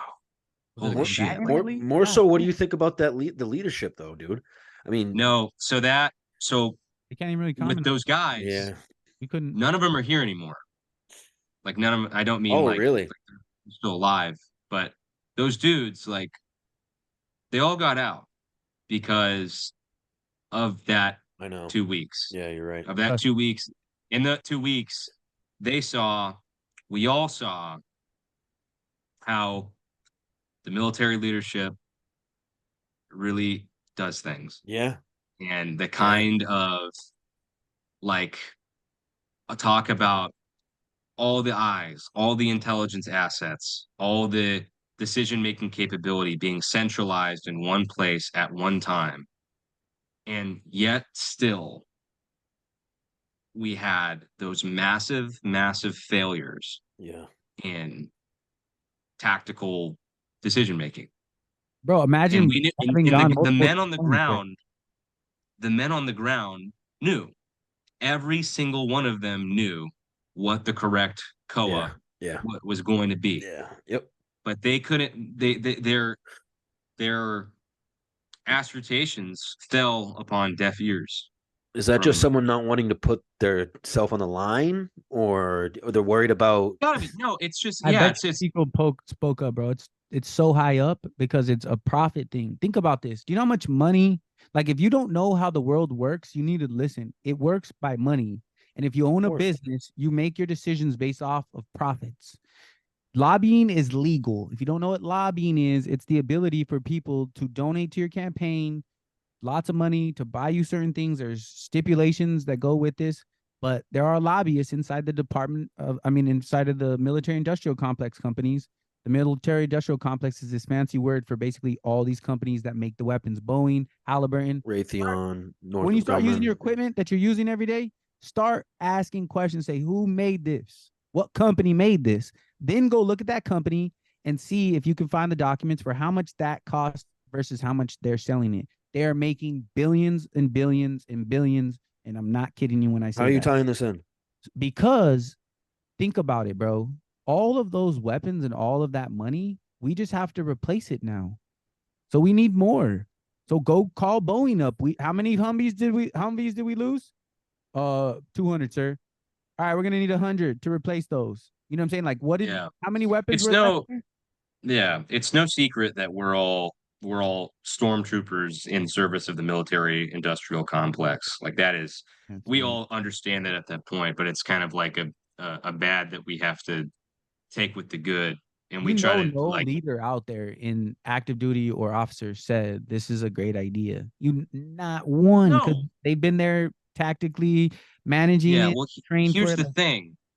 Here's the thing. And what it came down to, like, we can theorize about all the different ulterior motives that different individuals that were calling the shots those 2 weeks might have had that affected the way that we did it. I think that, like, let's apply Occam's razor.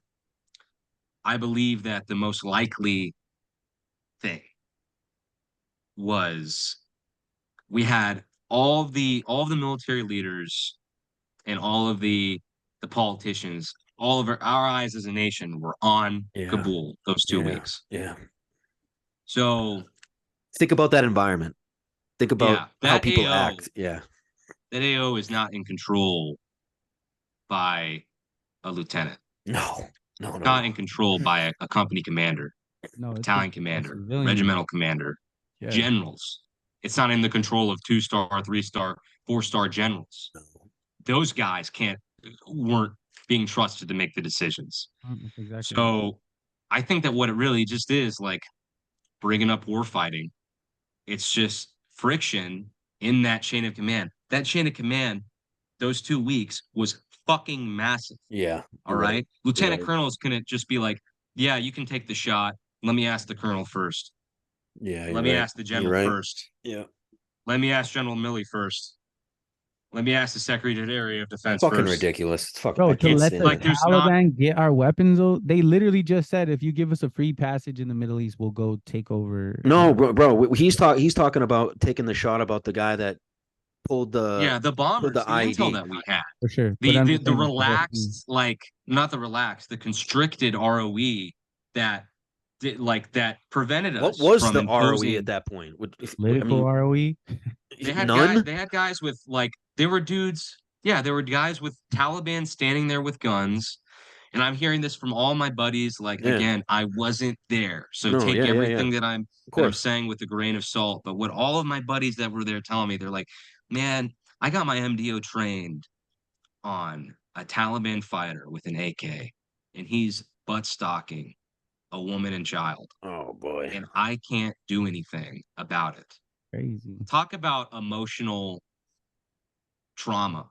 Not a bad decision that you could, but just being helpless. You did all this training to be told, like, the responsibility that you had, we're a force for good, and you just have to sit there and witness evil, and you can't do anything about it because. What'd you say? Huh? What was the justification for not allowing it? Because they didn't want to escalate. They didn't want to. They didn't want to. They didn't want to. They just thought like the priority was getting the Americans and So at the the time, refugees out. all these guys are storming the gate, and what the Taliban are meant to control the Afghan civilians. That's Yeah, what it was like a sort of like uh it was like a nervous deterrence. handshake Yeah, between us and the backdoor Taliban. deal. Like, yeah, backdoor deal. Like if you don't fuck with us, we won't fuck with you. You have till this day That's to so get these weird. guys and get That's out so of here. strange. I mean, how And then could you really have done we're it like, though? okay, okay, guys, all right, Yeah, no shit. thank you, That's Taliban, thank you fucking very ridiculous, much. dude. We'll I take mean, our either guys and we'll go. we shouldn't have been in the first place, but like either we were gonna stay there longer, or like, what do you really do? They probably did the math and it was probably like it'll cost us more money. Yeah, you're right. Logistically, get this shit That's out exactly of what here. happened. I think that Blow it we up should. and like give it to the Taliban, bro. Yeah, They're fucking with our Yeah, I weapons think right that now. Like, I can't stand that. I know. we Especially should fighting these fucks for fucking well, there's 18 theories. months of my life. There's theories that like the leaving the equipment and the weapons might have been a calculated move by the CIA in order to perhaps aren't inadvertently like say like, oh, whoopsie, we're dumb little the United States, we're, whoops, we forgot our shit. But really, we, whatever the CIA is doing at any given time, like really we were arming them and equipping the Taliban to potentially fuck with Iran, fuck with like different people that we didn't like in the Middle East via Well, all shit, that we're it's doing all is going. It's proxy all going to wars. Palestine. Or All we're doing is proxy wars yeah, nowadays. it's trippy. Like it's just us funding and training Ukraine, us funding and training the tribes that we like in Africa, us funding and training the tribes that the groups that we like in the Middle East. We're just proxy warring fucked all up. day. Can't So stand And it. eventually, wrong, dude. It's and then because Iran is the proxy that's actually warring been us. doing that on the front lines gets to the top and is like, no more of this. One of us, Yeah. if one of us gets to the top, bro, I promise you. So we've been there. It will not happen no more. What do you No, both what do you both think about the Hawaii incident? Do you both? Because I mean, I've heard so many things that wasn't Late. natural, that it was like an energy weapon or some shit because of the things that the way the fire burned, certain things weren't touched. I mean, does that? I mean, we always speculate that there's like a civilian operator force that is doing some of these things, whether it's training these guys in Ukraine. I mean, who's training these guys? I know they're trained. I know they're training in the United States, but what is that? CIA? Some of them are training on like the jets or the artillery that we're giving them and the tanks and stuff. Yeah, but I'm saying, who is training them? If anyone, it would be a Marine. It would be someone, just like we did with the Afghans. some It pictures of them with like would the army primarily unit be like doing the we tank. we don't specialize in foreign internal defense in the way that our counterparts in tier 2 special operations forces, like that would be a Green Beret or a Delta guy's slice of cake in the teaching guys how to fucking shoot, how to clear rooms, how to operate a Carl Gustav. They would do that before they would let us do it. No, but like how crazy it's definitely. Sorry Go about ahead. that. I'll say, well, how crazy is that we live in a world where the superpower of the world, the policeman of the world, is literally out destabilizing all these regions. That's what's happening. Funding one Proxy group of wars. rebels here. That and is another group of objectively rebels happening, here. for It's sure. crazy. It's so That's really happening. Oh yes, And we're casually talking about it. Like, I know, because there's nothing we could do. There's nothing. There's nothing we can do. Like 500,000 impressions almost a month on Twitter. So the three of us are just casually talking how the United States is funding different narratives to get different outcomes. Like, it's so fucked up. The only thing that you can just hope is that it's for it's for the greater good. Not though. That's not though. It's all not money, gonna bro. be. No, it's not gonna be. It's not gonna be for the greater good. Because even one innocent life lost, like it's even above the United States. So if you know anything about the financial market, right? The S&P 500, is the top 500 companies that are traded on the stock exchange. 88% of those companies, and I mean 88%. That means BlackRock, almost 9 out of 10. The number one stock owner to own the most stock in the company is BlackRock, State Street, or Vanguard. It's all these three companies. Then you see who owns Vanguard. It's State Street and BlackRock. Who owns BlackRock? It's Vanguard and State Street. It's like this conglomerate. But what they're doing is now, since they have the number one position in terms of who owns each company. Like they might own like 9% of this gigantic company, but because they're the majority owner, they have the say. But what they can do now, because they hold so much wealth, they're responsible for a third of the world's money supply. Just this one group that I'm talking about. It's three large companies, but it's really just one group. They're responsible for a third of the world's money supply at any given time. So what they can do is they can force agendas, right? Like you've heard of ESG, where it's like, if you're not going to environmental scores, like where it's like, look, you don't have the score that we want you to have because you don't have these things. So we're not going to give you a loan, because companies need loans to survive and grow. And that's how that works out here. And so it's not just the US doing it. It's literally, it's like a little monopoly. There's a great book called Giants that basically walks you through this transnational, meaning connected many nations around the world, this transnational capitalist group, the small group of the richest people in the world who have so much play on things that they can literally make moves. Like you saw, well, I'll show you the biggest move that was made this year. All last year, it was ramped up. I mean, there was a bunch of lies coming out of China, like, oh, Xinjiang province, they got slaves there, blah, blah, blah. And then they started getting to like, oh, Taiwan, we're going to support Taiwan independence. Secretary Blinken went over there, came back from China and said, we don't support Taiwan independence. Literal 180. Why? Well, go look behind the narrative. There was some companies that had been writing in weeks before that, telling Blinken like, yo, I have billions of dollars invested in China. What are you doing? You know what I'm saying? Like, I have a huge workforce. How do you think the iPhones are being made? They're all being made in China. Yeah, they are. What are you going to do? Just stop production on the second most popular phone brand and then computers? Like, you'd have a shortage in the market. It would literally fuck up so many things. So you have this other class as well that plays a part in this. And, you know, especially when you're in the military, I knew none of this stuff, but as you get older, you'll start to see like all of these are getting into play. And I think if more active duty people knew about this, if we just understood it, especially when we get in positions to make decisions or be influential, we can use that for the good, because I'm telling you right now, it's not being good. Look at the Ukraine thing, bro. Most people, they just put the little Ukraine flag up in their thing. I have no idea. I'm going to be real. Both sides are discussing, but let's walk it through. What happened? 2013, there was an illegal protest. It was violent. It was about 30,000 people in Kiev. December 1st is called the Maidan.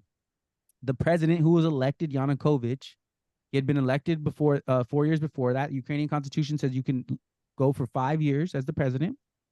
And so this is all democratically. So 2009 comes, or the Maidan in 2013 comes, and Yanukovych went away from a deal with the EU that was going to provide energy with EU. They went with Russia because Russia has a hold on the energy out there. And a lot of the people didn't like it. You know, we have our own factions here in the US. Look what happened with January 6th, whatever you want to call that. It was a different faction that didn't like what was going on, and they took an action. And so you have that in countries. And so you had a group of people, but look what happened. The protests got so violent. And this is what I tell people. I'm like, if this was in the US, you would never support that. You would it would be like if January 6th got out of control. No, because no one knows about it, Dre. No one knows about it. The media pushes fast through all these things, so they don't know about it. Well, you know we're here to tell them. That's our job as communicators, is to tell people about how these things started. Go look it up. Literally, you have John McCain. He was alive at the time, obviously, and Victoria Nuland. If you don't know who these people are, you need to know. Obviously, John McCain's gone, but Victoria Nuland, she's still alive. She was just in Niger.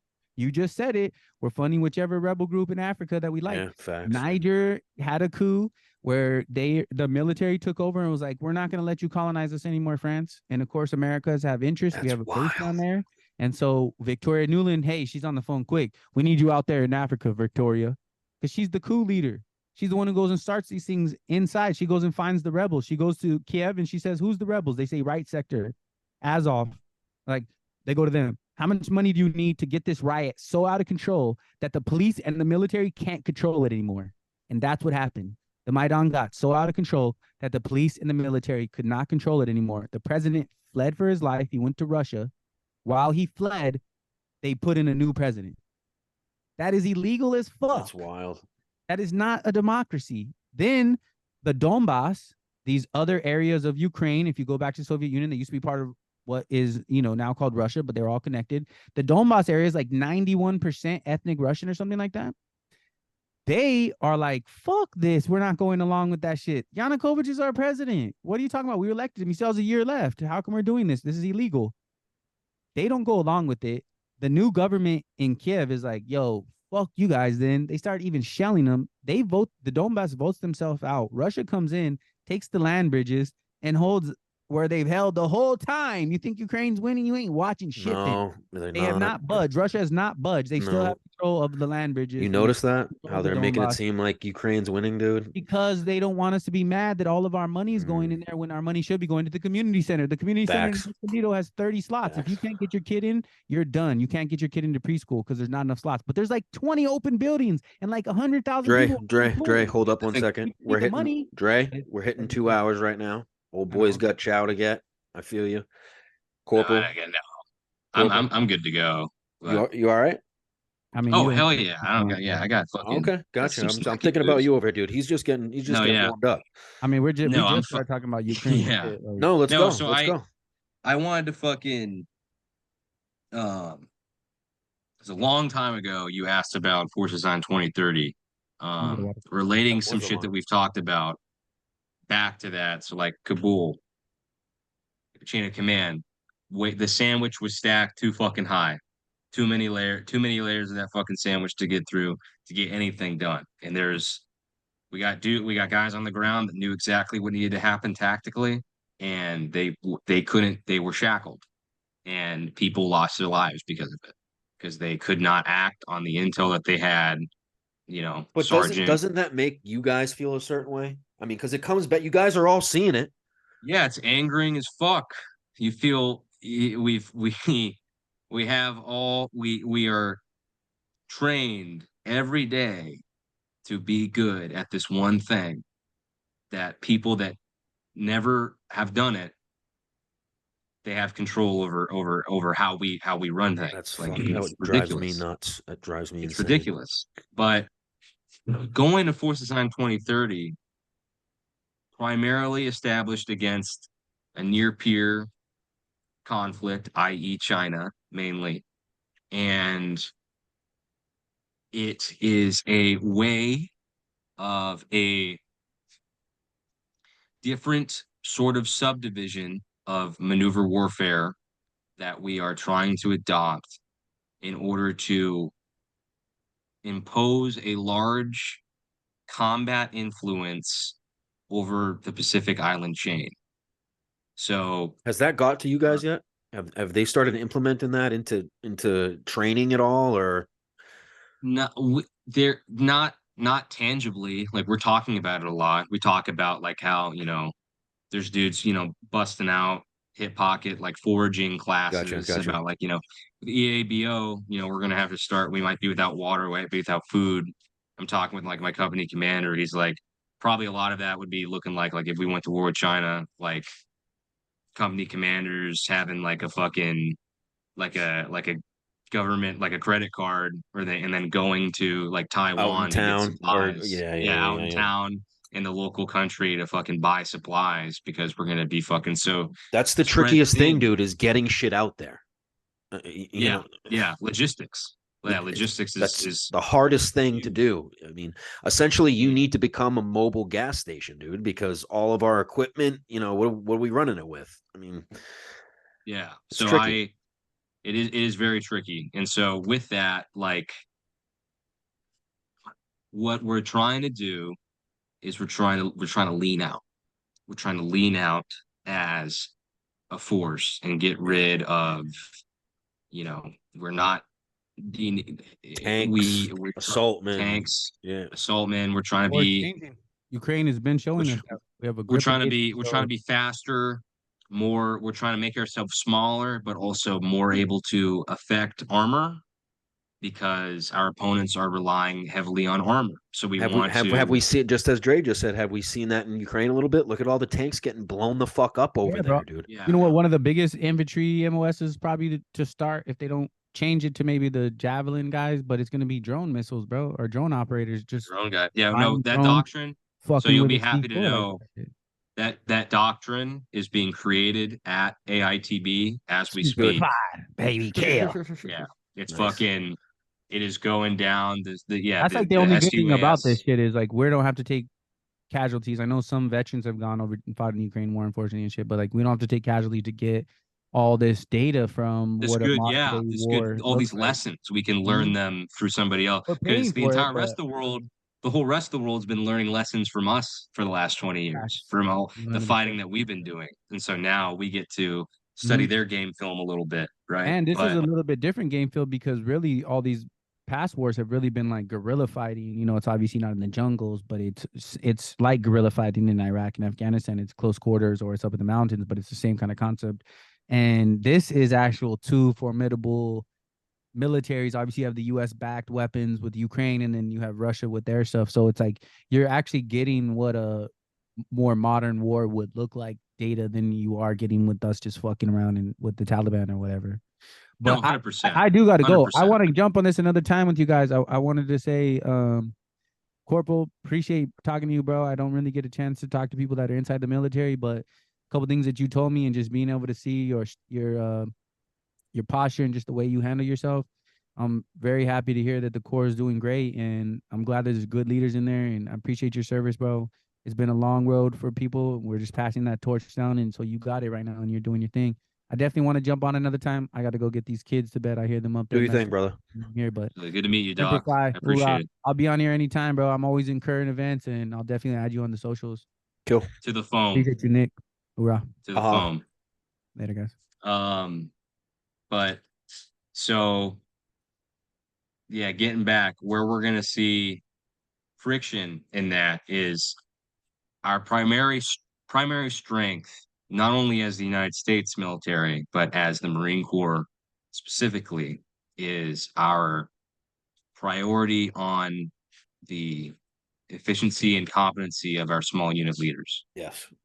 Creating small unit leaders that can enable higher command to prioritize their focus on the entire AO while we take our slice of the pie. It's not easy to put into practice. It's not easy for small unit leaders to do that. We need experience, guys, bro. That's why I said retention is huge.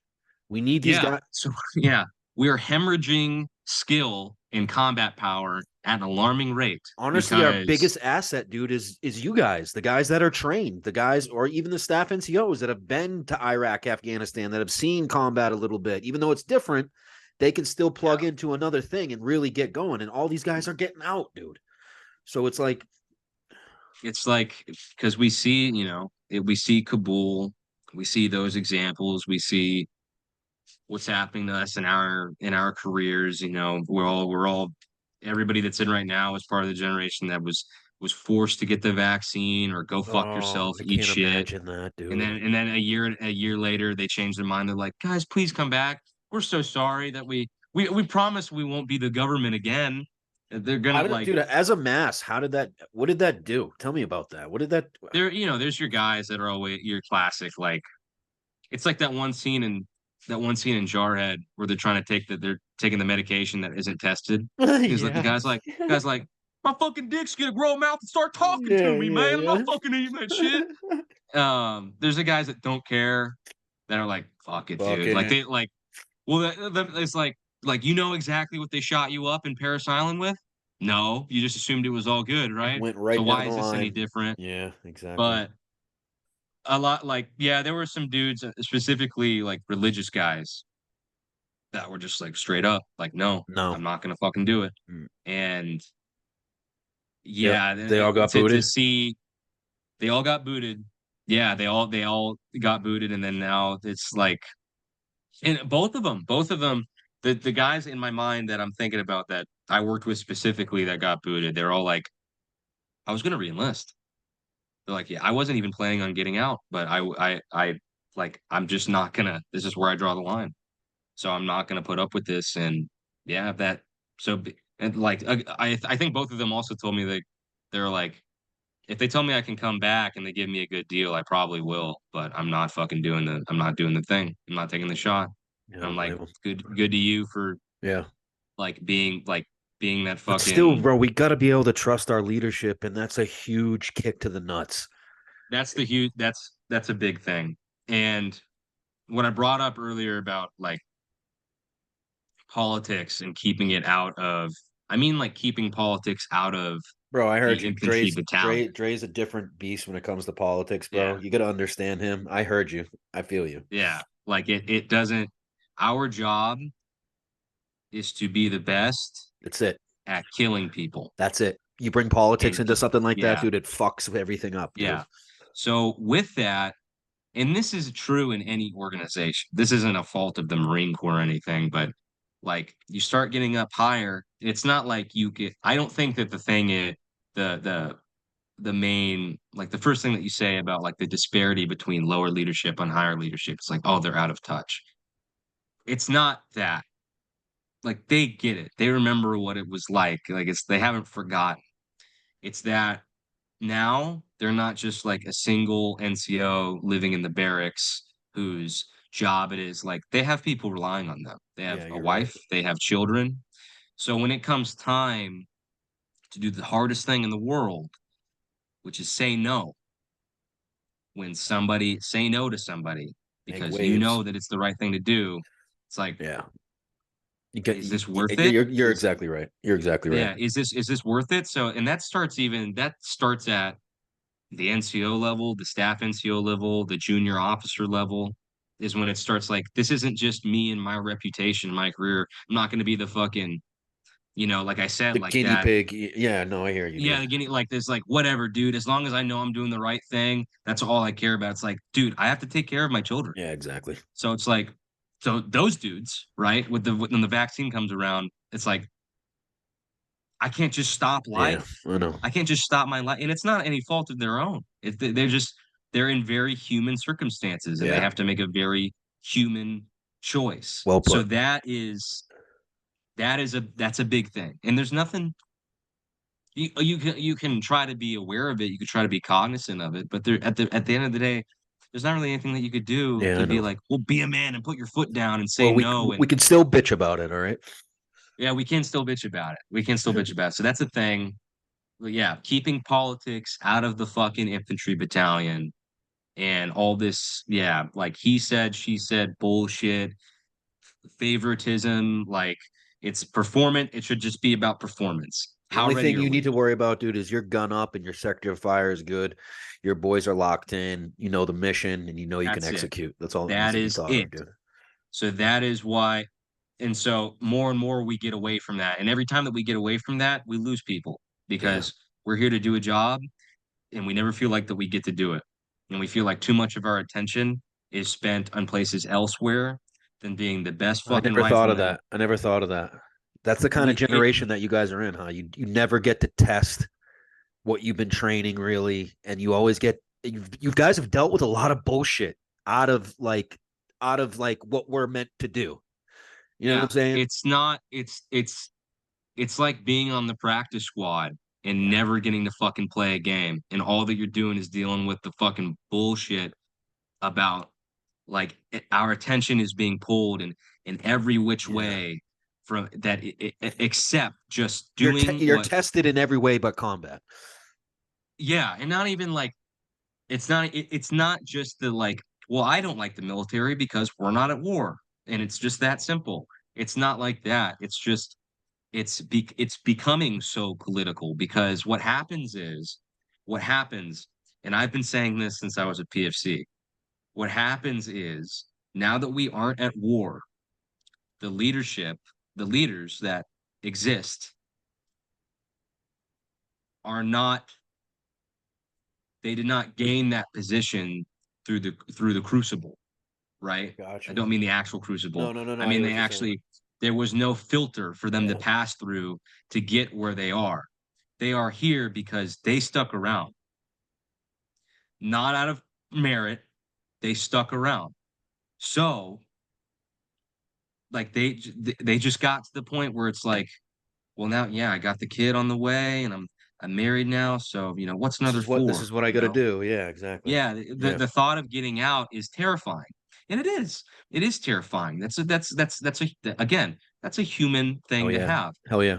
but it's not based off of like 2004. If you were a bad leader, you died. Facts. your Marines die. Facts.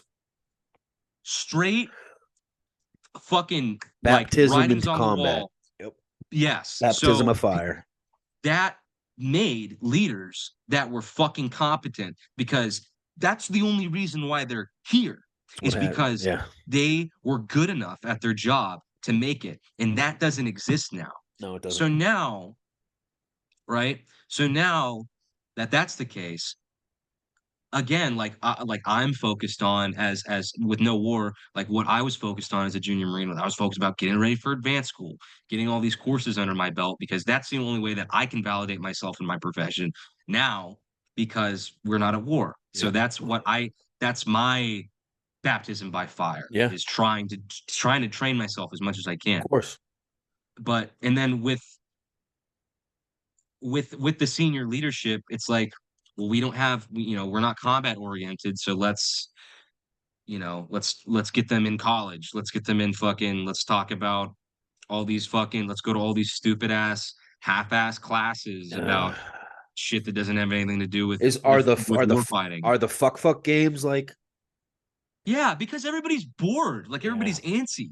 Nobody knows, especially here, especially when you're on deployment, because they all live right next door. So they're like, you're not going to get away from them now.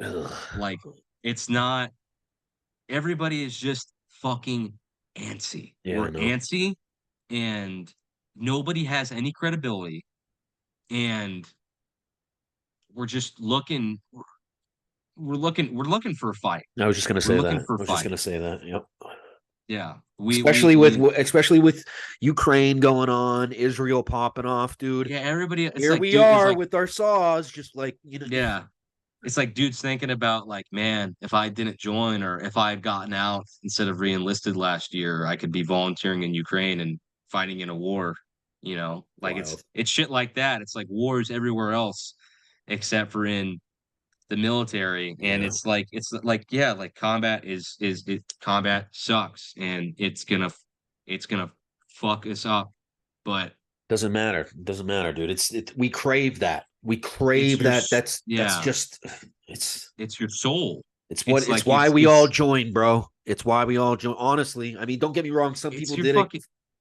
We joined the Marines for a reason. Actually, it's us getting to leave in our minds a positive mark towards something greater in the greater course of history. It's a bunch of dispirited young men from around the country finally being given the opportunity to say, I was here.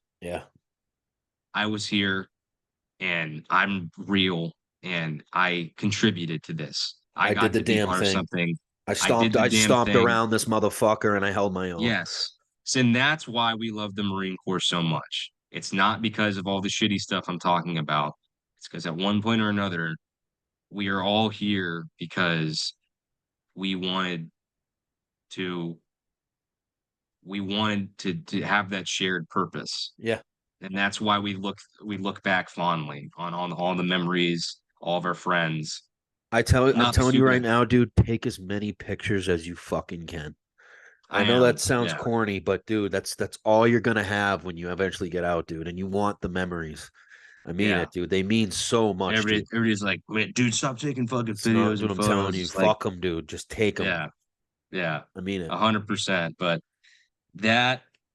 so with all that being said, we have a great deal of our leadership is untested in terms of combat, and looking forward to EABO, looking forward to Force Design 2030, and taking our already famously decentralized command, which has allowed us to do so much as an organization, and decentralizing it even further, exponentially further.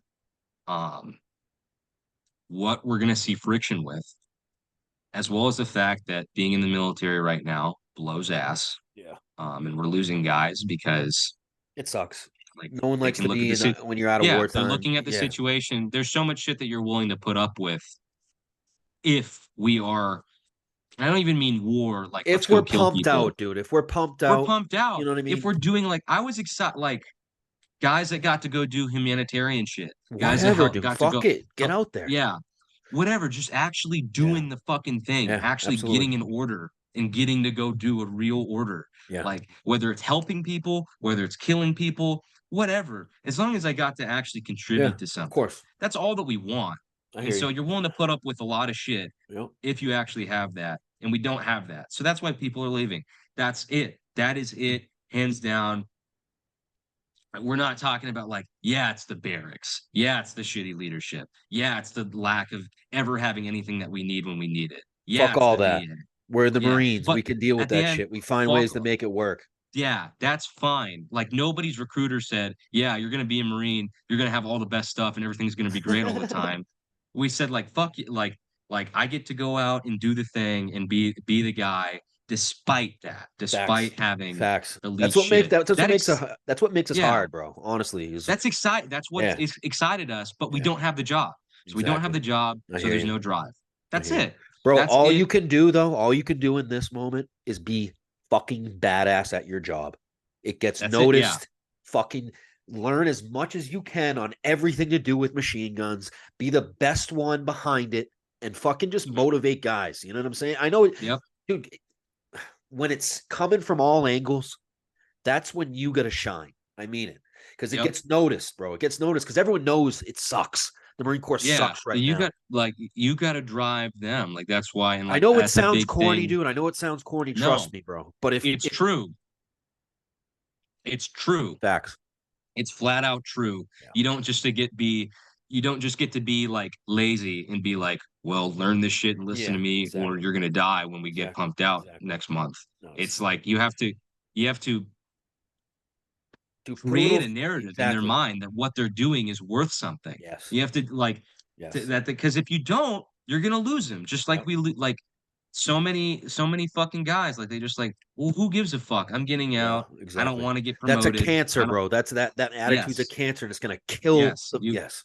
You got to stop it. You got to provide. You got to get the whatever you need. Competition. Competition is a great one. A Competition. great Yes. one for Yes. small unit leaders Facts. to instill a sense of competition and a need to be the best. Yes. That is a driving. It's a motivating for factor. all, Yeah. Yeah. For all young men and women. You know what? The desire to be the best. I'm gonna throw something at you. We're gonna shift gears a little bit, and this is kind of practical. You're a machine gunner. So one of the biggest problems that I had when I was pumped out in Afghanistan, I was in a pretty significant tick. I'm Vic 1 gunner, got a 50 cal. I got my T&E on it, condition 1, splashing down on at least 2 to 3 vehicles that came at us from the left. So we go after these vehicles. I'm talking off-road. So we're going through wadis in a moving vehicle. So my T&E breaks. So my gun is like, yeah, you're free gunning. So I'm essentially shooting at one vehicle that has a PKM out the door, and I'm getting shot at from the right and the left. I never realized how hard firing from a moving vehicle at a moving target was while just going over obstacles, dude. That was the hardest thing I think I'd ever done, is trying to, and I got accurate shots off, but I almost had to put the barrel on my armored. It was fucked up how I did it, but I just never realized at the time because I had never trained shooting from a moving vehicle at a moving target ever. Is that something that where do you go to train that?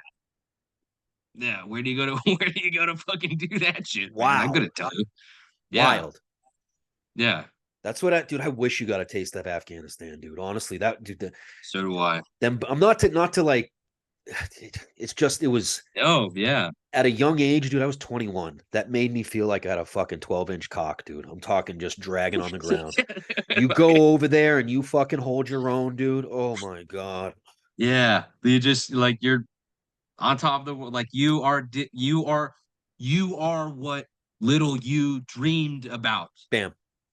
That's it. In the simplest of terms, like you are living out what you thought was going to be. It was going to be. Thought it was going to be the whole time. Yeah.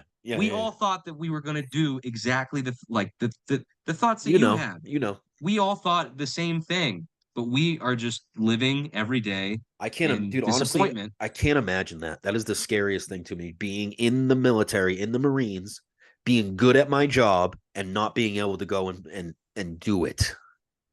Yeah, not yep. I don't know, bro. I think something's gonna be something's gonna be there for you soon. And I'm getting that feeling too. Yeah. In the next 3 years, I'm definitely. That's why. Now, when I tell you this, dude, it's gonna be more dangerous than anything before, because look how the look where the Marine Corps is right now, dude. I don't care what you say. We're in the middle of it. We're in the middle of an identity crisis. Yes, we're weak right now because our merit has been based off of the illustrious foundation that those before us have set.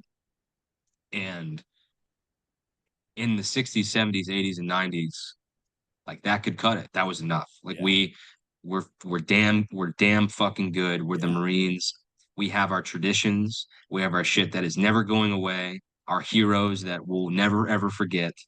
And that is why, like, that's why we're here. We're not in the army. Yeah. It's because of the fucking, like, that shit. Yes. That special spice. Yeah. Those intangible things. That is why we're here. But now it's not like that. We must modernize. We have to change to trim the fat and we have to trim the fat. It's different now. It's just different. Yeah, we're no longer like we're going towards, like, it's a shift in so many things. It's a shift in doctrine. It's a shift in ideology. It's a shift in methodology. Just the way we fight is completely different now, dude. If there were like I don't know about. I think that tactically, I think that on our level, on the level of guys that are actually going to be doing the thing, we're still as solid as we have ever been. I don't think I think we're still attracting the same guys, especially now, because, like, you get two people now, because everybody knows how shitty being in the military is at this time, specifically at this time in history, recruiting being so low. Now you have, again, like, the people that you've always had, like the people getting away from something, the people that have been in trouble, the people that need to get away from home, and the military was the best way to do it. And the people that were not bred for anything else. So you get those two guys now. It's not, the thoroughbreds, and it's not like the wave of patriotism post 9/11 that everybody felt. That was the cool thing. Like the thing to do as a young man was to enlist in the armed forces and go serve go get some fucking revenge for what happened to us. That's exactly what it was. That was what it was, and it's not like that anymore. No, so now, if you're here, it's because you really, really want to be here. If you made this choice, that's true. It's because you really, like, you've looked at everything. You're like, there's nothing really going on right now. Benefits aren't great. Living conditions are pretty bad across the board. Not even like no, they are. Let's be Air Force too, but it's pretty bad. Yeah, it's pretty fucking bad. And but still, and yet, you're still going to show up.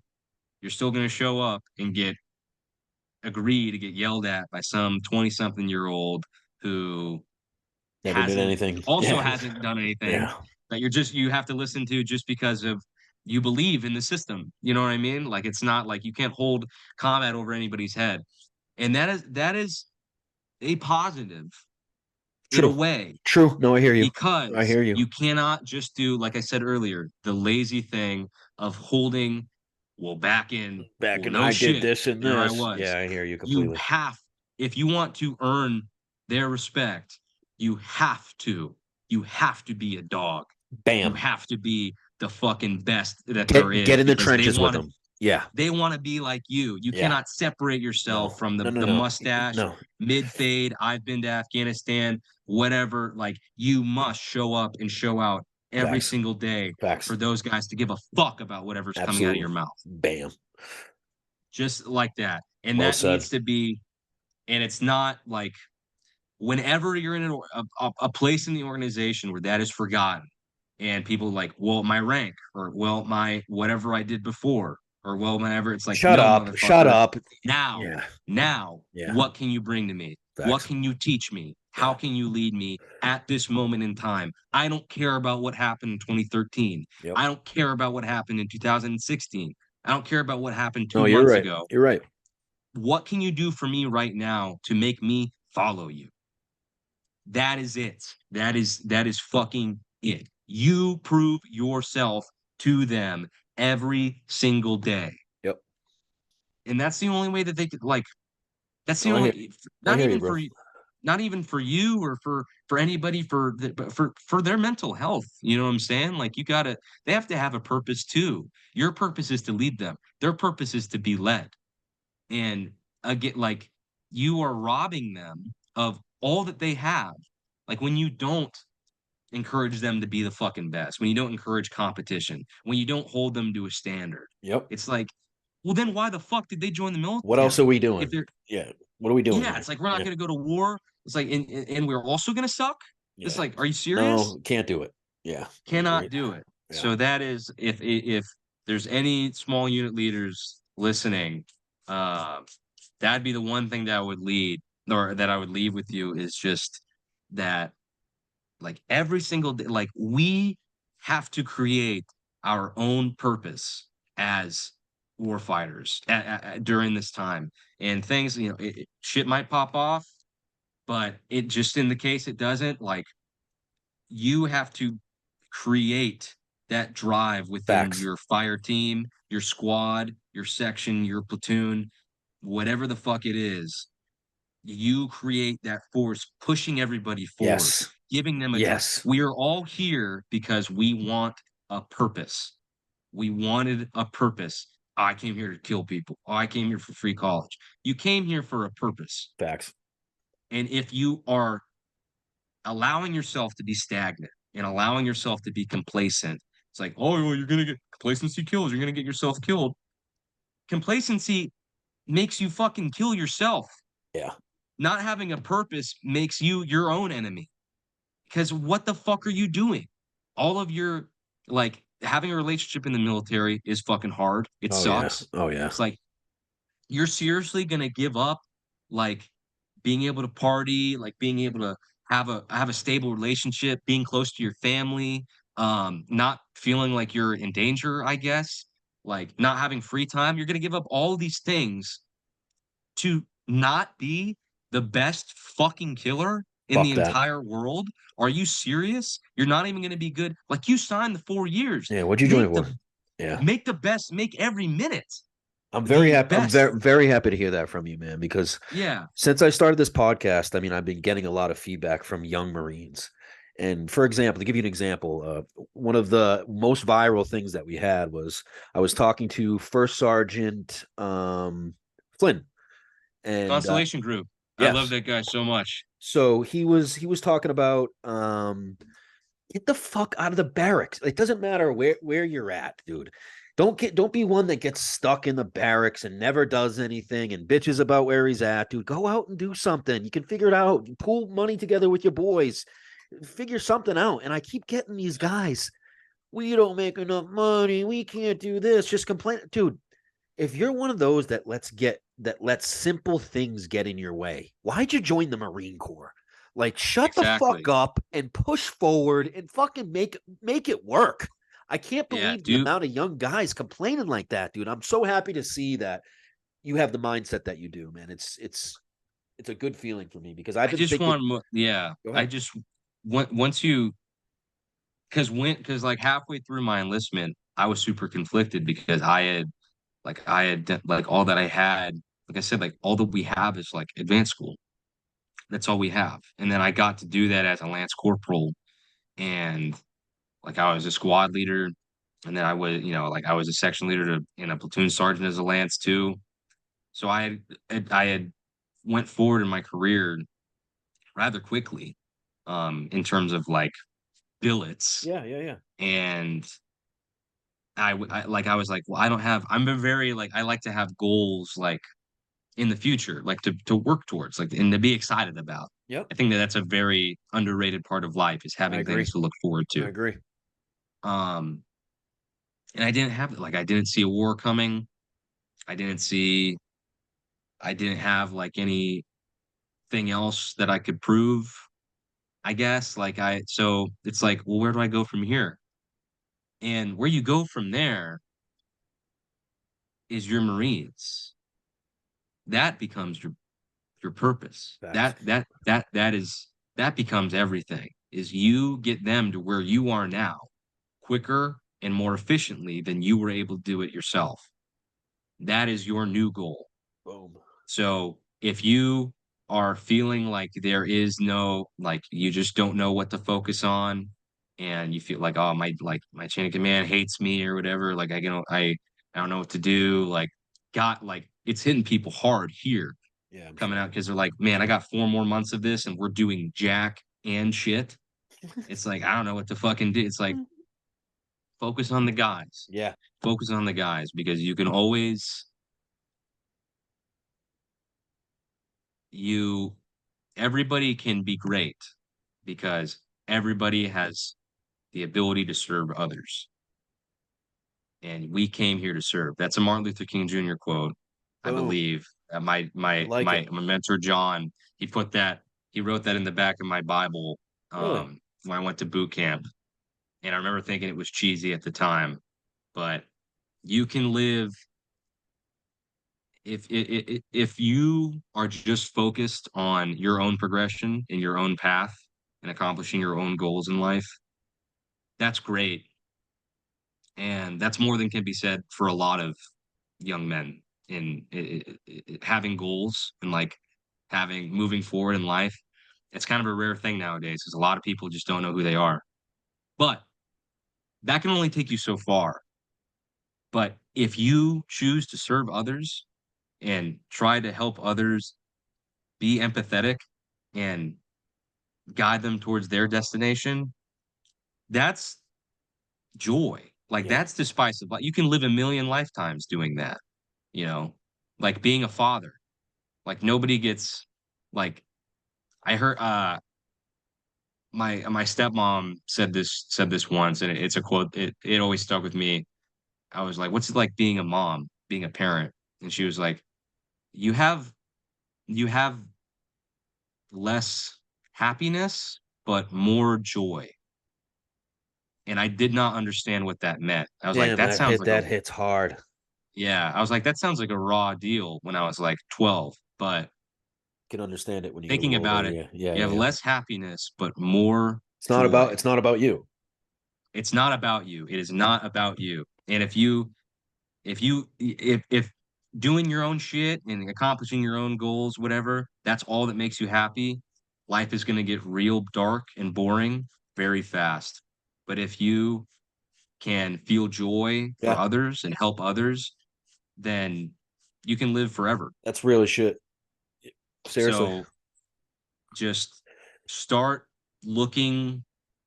Pass If yourself. you feel like you don't, Yeah. yeah, if you don't have that inner purpose, then rather than just looking in, maybe you find your answer outward. Yeah. With other people. Maybe that can make you help. I agree with you. And that's like the decision to do this, the decision to be.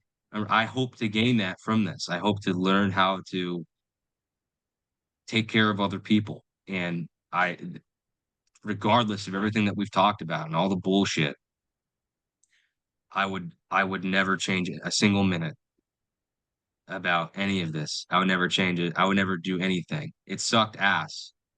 And I probably wouldn't do it again, but I would never, ever, ever, ever, ever not do it because it showed me, So much about yourself, dude. Yeah. what really matters. Yeah. What really matters in life. So yeah, man, like that shit is fucking. Dude, honestly, stay in for another term, man. Stay in, and I know you can't said do it in the Marines, but I know I'm that going to the Army. I was gonna recommend just, hey, take a look at Marsoc, man. Just take a look at it. I have, yeah. The thing is, I got buddies that do it, and those guys are a big part of the reason why I'm gonna stick around in the military, because they told me, they were like, dude, if you don't go, if you don't go to selection, you're going to wonder for the rest of your life. Yeah, they're right. If you could have. Yeah. And the pain of regret. Don't want to live with that shit, dude. You Sucks. don't want to Yeah. regret. You'll as you get older, Sucks. regret is one of the big ones, dude. Yeah. So I was like, that sounds like a haze fest. Like, I'm not gonna fucking regret shit. But all of the MARSOC battalions are now centralized in like Sneed's Ferry and Lejeune. So Gotcha. that I would be too far away from my mother and my grandmother. Understandable. I So can get that. if I the route, after thinking about it for like 9 months, the route that I'm taking seems to be the best of everything, all encompassing my family, my personal development, and still trying to give back, or I guess not give back, but keep giving to the military, because I still have more to give. And I have accumulated all these tools, throughout the last few years that I still want to put to good use. Definitely follow your acting thing, man. I think it's gonna go your way. I think you're just. Yeah. I think I got a feeling. Yeah, I think you're one networking event away from really finding something that'll work for you in that. Honestly, I see success in that lane with you. And what now? Just no bullshit. If you had a no budget and someone someone came up to you that did movies and said, "Hey, listen, I got a blank check. You could do any movie." What would you do? Make a movie. Yeah, make a movie. Any movie you wanted. I'd make a movie about being a machine gunner. Yeah, like do it right. Do it right. I'd make a movie. I love that shit. Yeah, I would make a movie about everything. Basically, I would make a movie about everything that we just talked about. Yeah, like yeah, about real though, like going the pain, the loss, everything about it. Just like I love it. Not having being without a purpose.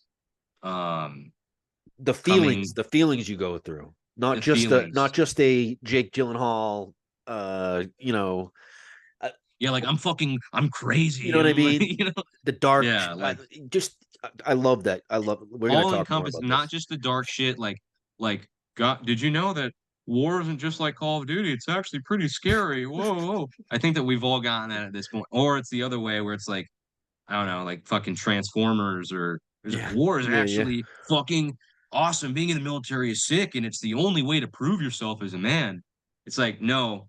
It's like, what are the trying to isolate the objective truths about why, like, because these intangible things, wanting to serve others, wanting to fight, to make the world a better place, leave a difference. These are really the most human emotions that you could possibly think of, because none of it makes like sense. You know what I mean? Like, none of it, like, you can't like write it on like pros and cons list on paper about joining the Marines or joining the Army or going to go fight. Like, it's not going to hold up in a fucking court of law. You know what I'm saying? It doesn't make any sense. It's about like, but there's something about it that's just so human. Yeah. Throughout conducting the ages, yourselves, protecting your home. Yes. Being strong so that you could protect, being strong so that you could help others, willing to lay down your life for a guy that you greater good. If you really, it's the guy next to you, dude. It's the guy next to you. Yeah. And that's one of the craziest things. Yeah. You could fucking hate that guy. Right. That guy could be the biggest. Doesn't matter. He never pays back your fucking loans. Like, he always cheats at poker. Like, this guy can be the biggest piece of shit in the world, but goddamn, doesn't matter, because it's always fuck them. We got the same fucking shit on our chest. Facts. That's all that matters. Imagine explaining that to like a fucking alien. Like, if aliens came, it's like, why would you do that? Imagine trying to explain it. You couldn't. It's just human. That's why. It's just because I think that it would be a good movie, because within our story, of not just being a Marine, not just America, whatever, but just wanting to go fight. Yeah. Wanting to go fight to figure out who you are. That is It's a lot of double entendres that you need to put into that, man. Like, such a many layers. A human tale. Yeah. About like destroying yourself to find yourself. Like, I don't mean to get too Joe Rogan here on you, but like that is fucking cool. And it is. It's so unique. It's so unique to us because you can't find like, and that's a bit like people struggle so much getting out is you just can't find that humanity, that camaraderie, that humanity. We are this generation's. I mean, we are warriors. I'm not getting corny, dude. That is what we did. Job description. You know what I mean? Like, what we had to be. You know, somebody tells you that it's fucking raining outside, you go kill. You kidding me? Like it hits different, man. It hits different when you did it. And I'm really happy that I got you on here to talk to you, man, because you make me confident about, because I've been really skeptical at where we are as a Corps nowadays, man. I mean, it's just been as long as we still have, that's what I'm saying, like the mill influencer space, as long as it, subtracting the clout chasing fucking morons from the equation. But like, as long as we got guys like First Sergeant Flynn, facts, the mill office, like talking about war fighting, talking about what it means, preaching principles of good leadership. As long as we have like shit like that, like the guys on the ground, like the lower enlisted, like we're not gonna fucking forget. Tell me what you think is the epitome or just the best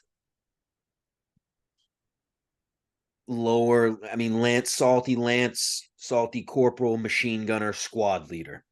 What characteristics do they have, and what just describe that to me. Describe the perfect squad leader.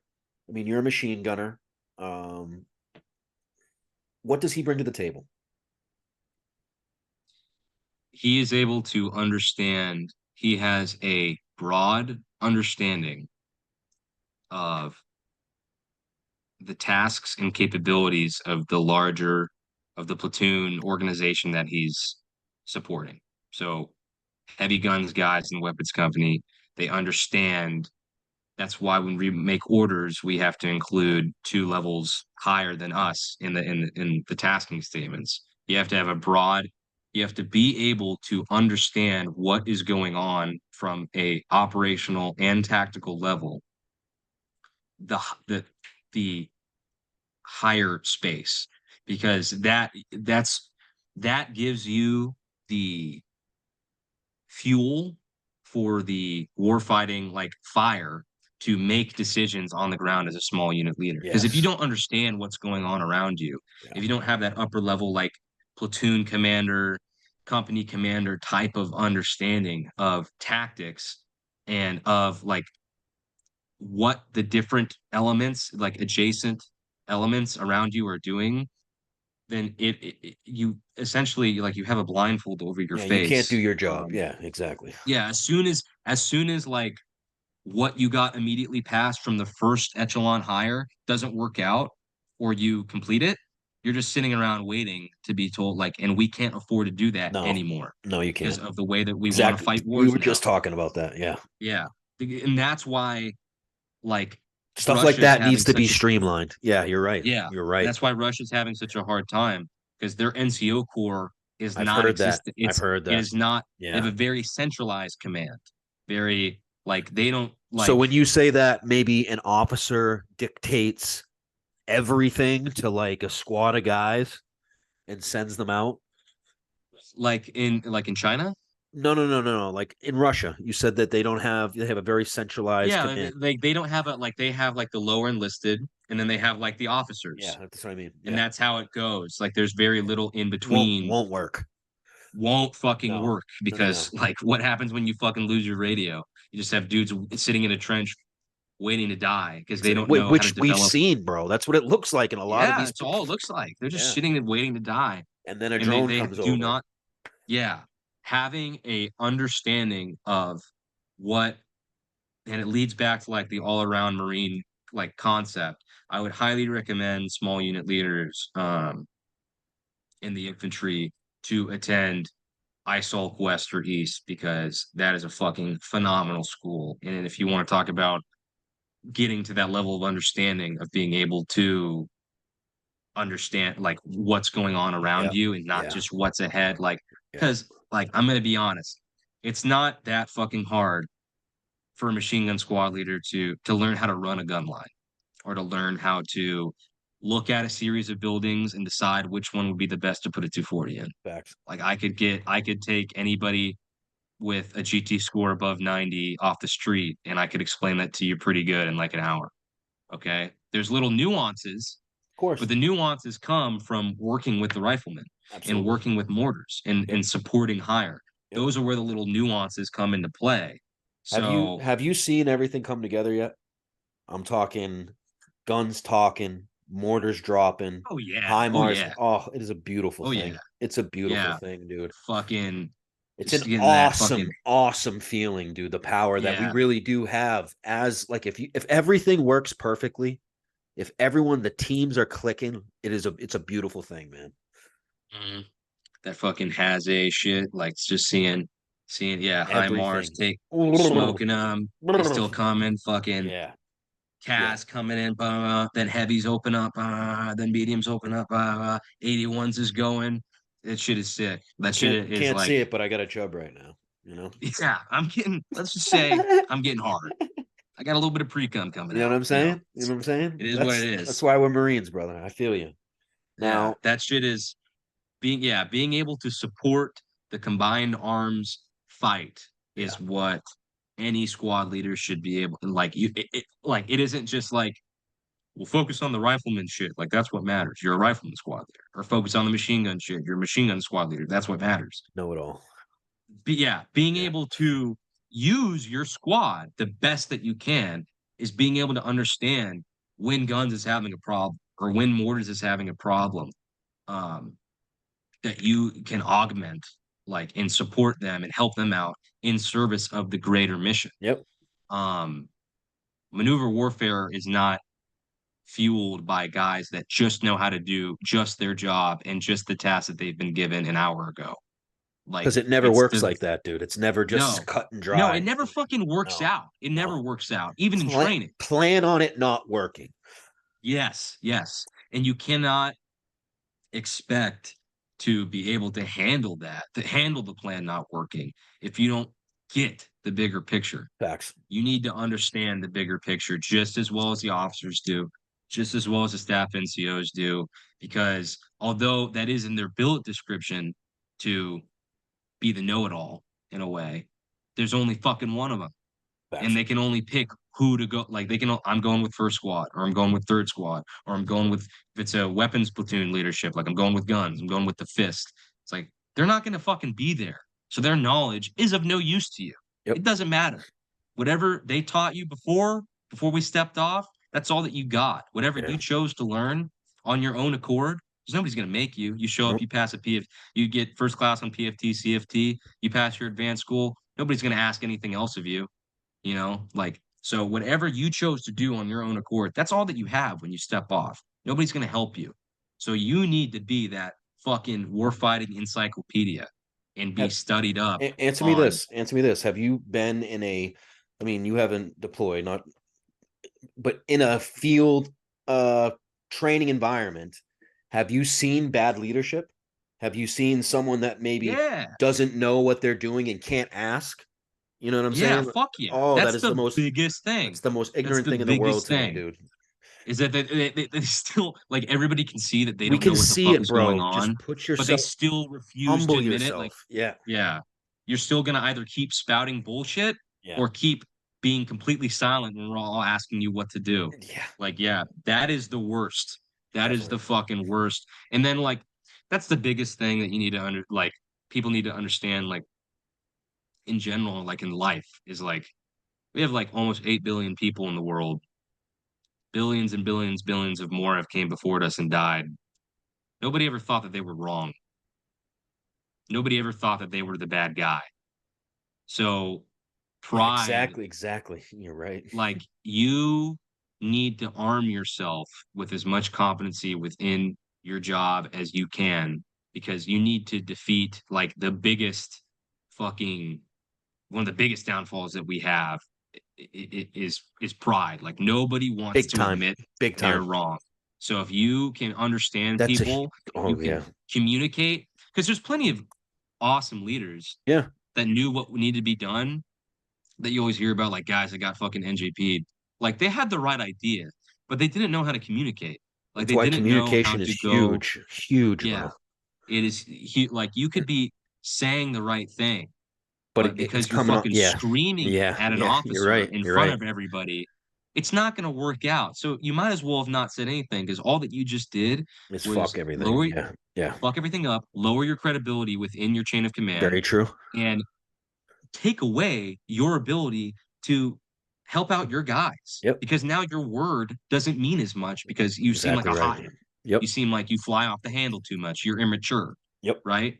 So being able to communicate is just as important, because it doesn't matter if like you're the biggest, you've went to all these schools and you're the biggest fucking snob, you've read all these fucking pubs, doesn't and mean you shit, get it. dude. You understand the tactical level just as well as the fucking IOC graduates do. Doesn't matter if you're just a fucking dick and nobody wants to talk with you, and nobody takes what you know seriously, because you just don't understand how to communicate. All right. So that's another big thing, is like communication needs to be four-dimensional, dude. You need to be able to talk to your guys while also conversing with officers and staff NCO. I mean, you need to be able to talk to all different types of billets, and it's not the easiest thing to do. No, if you just you're trying to make all of them happy. Like at the same, like you're trying to do what's best for. And sometimes they're not on all the same page, dude. You know what I'm saying? That's almost the worst thing you got to deal with, is an officer that thinks he knows everything, but literally has no idea or concept of what's going on the ground. And then you have a staff NCO that does know everything, but can't get it across to the officer. And then you're sitting down there as a corporal trying to get your guys to actually do the damn thing. It's there's one time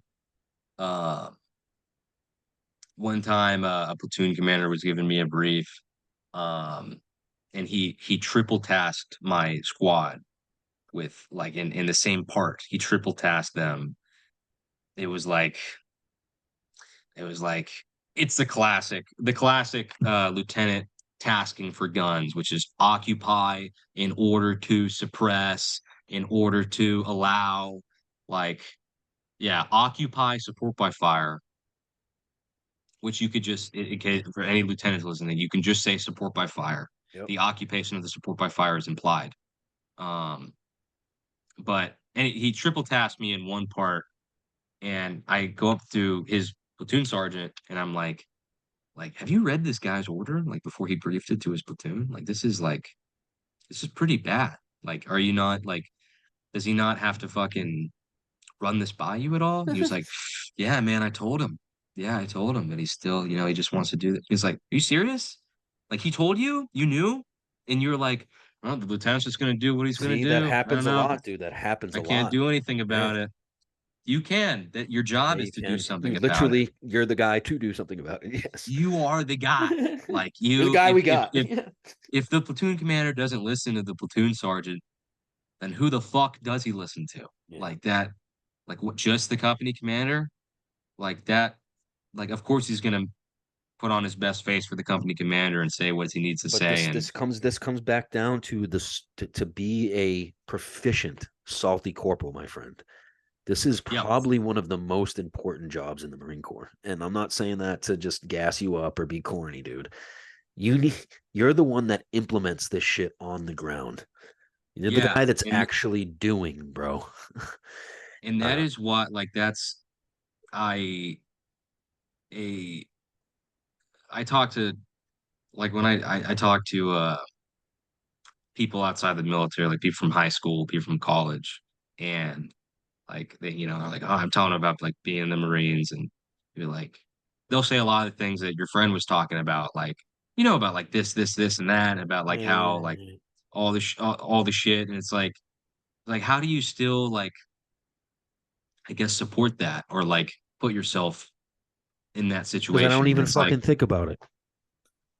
well, it's that, but like, if I know this, like objective truth, no matter what the conspiracy theory is, whether it's the hidden agendas, the blatant incompetency, the like ulterior motives, the evil, the Illuminati, I mean, isn't the thing whatever. that we always get is a lot of guys say they joined for 9/11 and then 9/11 was the government, bombing. Yeah. So It's like, how can you fight for the person that's, killing their own citizens? And then what do we say? What yeah, can we even say, dude? We've all it's like, watched the YouTube things, dude. We see it, bro. But I mean, mhm.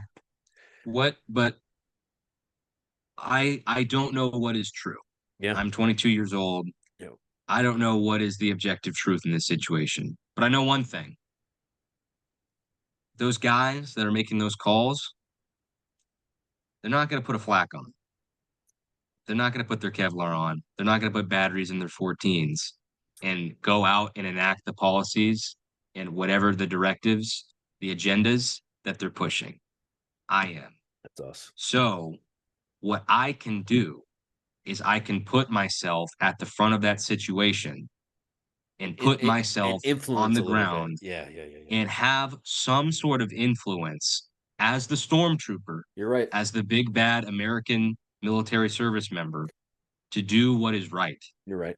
And I would rather me do it than some fucking. That's a great answer, bro. Honestly, that's a really good answer. I would rather me be there because I can't do anything about whatever the administration is gonna fucking do. They're not gonna listen. Out of our hands, whether I believe it or I don't believe it, it's gonna. But we act as their hand to influence the rest of the world. And all that I can do with the situation that I was born into is I can go forth and try to make that influence just a little bit better. Definitely. Maybe I can conduct myself and my Marines in a way that everybody wins in the situation somehow. Everybody wins. Maybe I make, maybe if I go instead of some like hillbilly from Georgia. Yeah. Maybe if I go instead of him, maybe that's one less butt stroke civilian that got too close to the patrol. Maybe that's a little bit more soft spoken of a guy like talking with different leaders.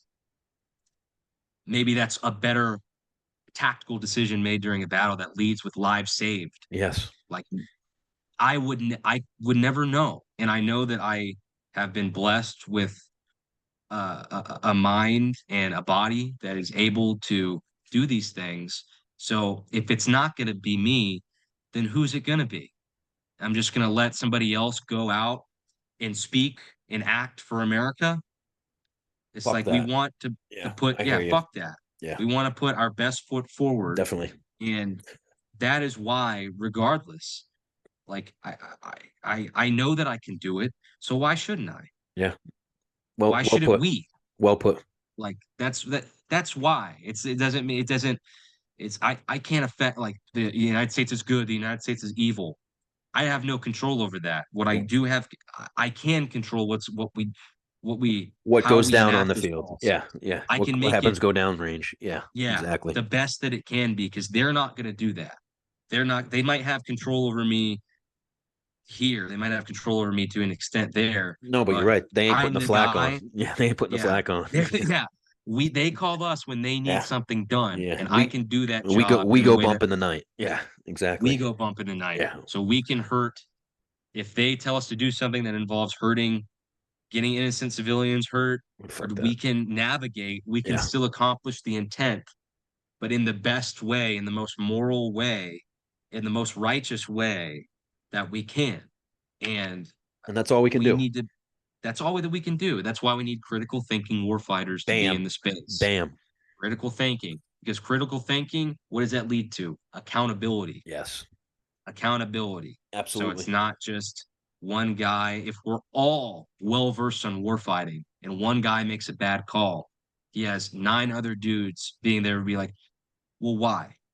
Like, what do you mean? What do you mean by that? How does that accomplish That the needs intent to happen more, bro. That the whys need to be asked. It can't see the old school Marine Corps. Fuck you. You don't ask why. You listen to what I fucking said. You know what I'm saying? No, that needs to be asked, dude. It does. Yeah. And it doesn't the foundation of that, like you can say be critical thinking and take initiative, and but you don't have the tools to do that properly unless you train and unless you go to advance your own education on warfighting. And because how are you gonna get your, let's say that like one call needs to be made as opposed to another. How are you gonna back that up?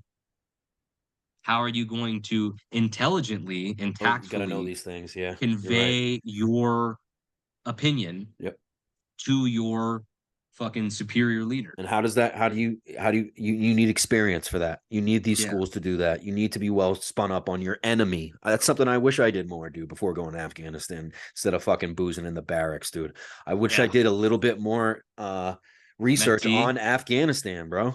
You know what I'm saying? Like, I mean, I didn't know. I went over there ignorant, bro. I'm just gonna go shoot a bunch of towel heads. No, bro, it's not like that over there, man. It's Pashtun, Dari. It's if honestly, we understood why why they were it's there all and happening. what they wanted, what's going on versus what we wanted.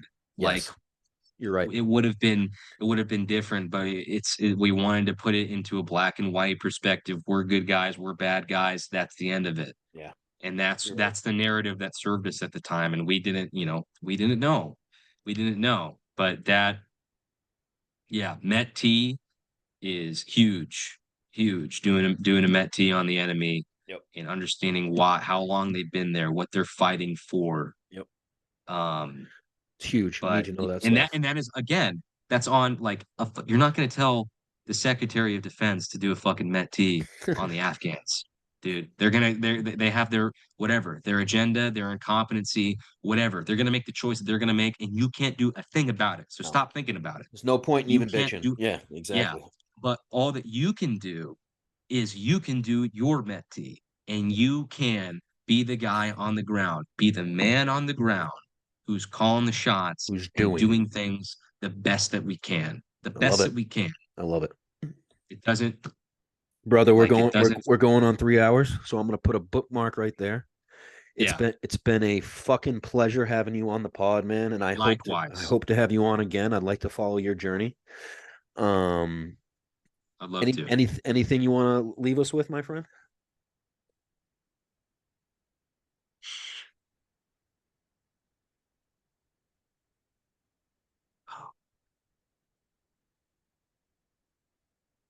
Just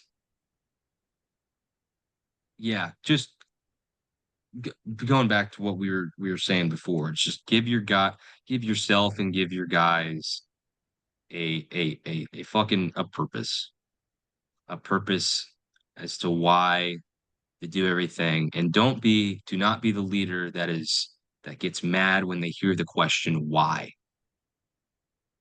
That is the biggest tell of a mentally weak individual, a highly egoed individual, is if you hear the question why from a subordinate and it somehow angers you or puts you into a state of annoyance. Like, if you cannot, it should be an opportunity to educate. Yes. It's like, I'm glad that you asked why. That is accountability. That's critical thinking. It's like, what? Like, you're going to say like, oh, take initiative, be a leader, be critically thinking. But when somebody asks you why, you're going to throw a fucking bitch fit because I said so. You're not my dad, dude. Give me a break. You're not my fucking dad. All right. You're not my dad. You haven't fucking been downrange. It's like, shut up. Shut up. Just do not be afraid ever to say why you were explain yourself. You shouldn't do anything in life that you're gonna have a problem if somebody asks you to explain yourself. If you have a problem, if you have a problem with explaining yourself, that Probably means shouldn't that be you doing it. know that you're lazy, or Or you you know sh- that you're yeah, doing something exactly, wrong. exactly. So Incompetency. Yeah, you're right. encourage your Marines to ask the question why There you and have it. answer it. There you have it. Corporal Antrim, Okinawa, holding it down, hooking and a jabbing. I appreciate you, brother. Hard to kill. Episode Hard to 82. kill as fuck. There Er, we go. Have a good night, brother. you too.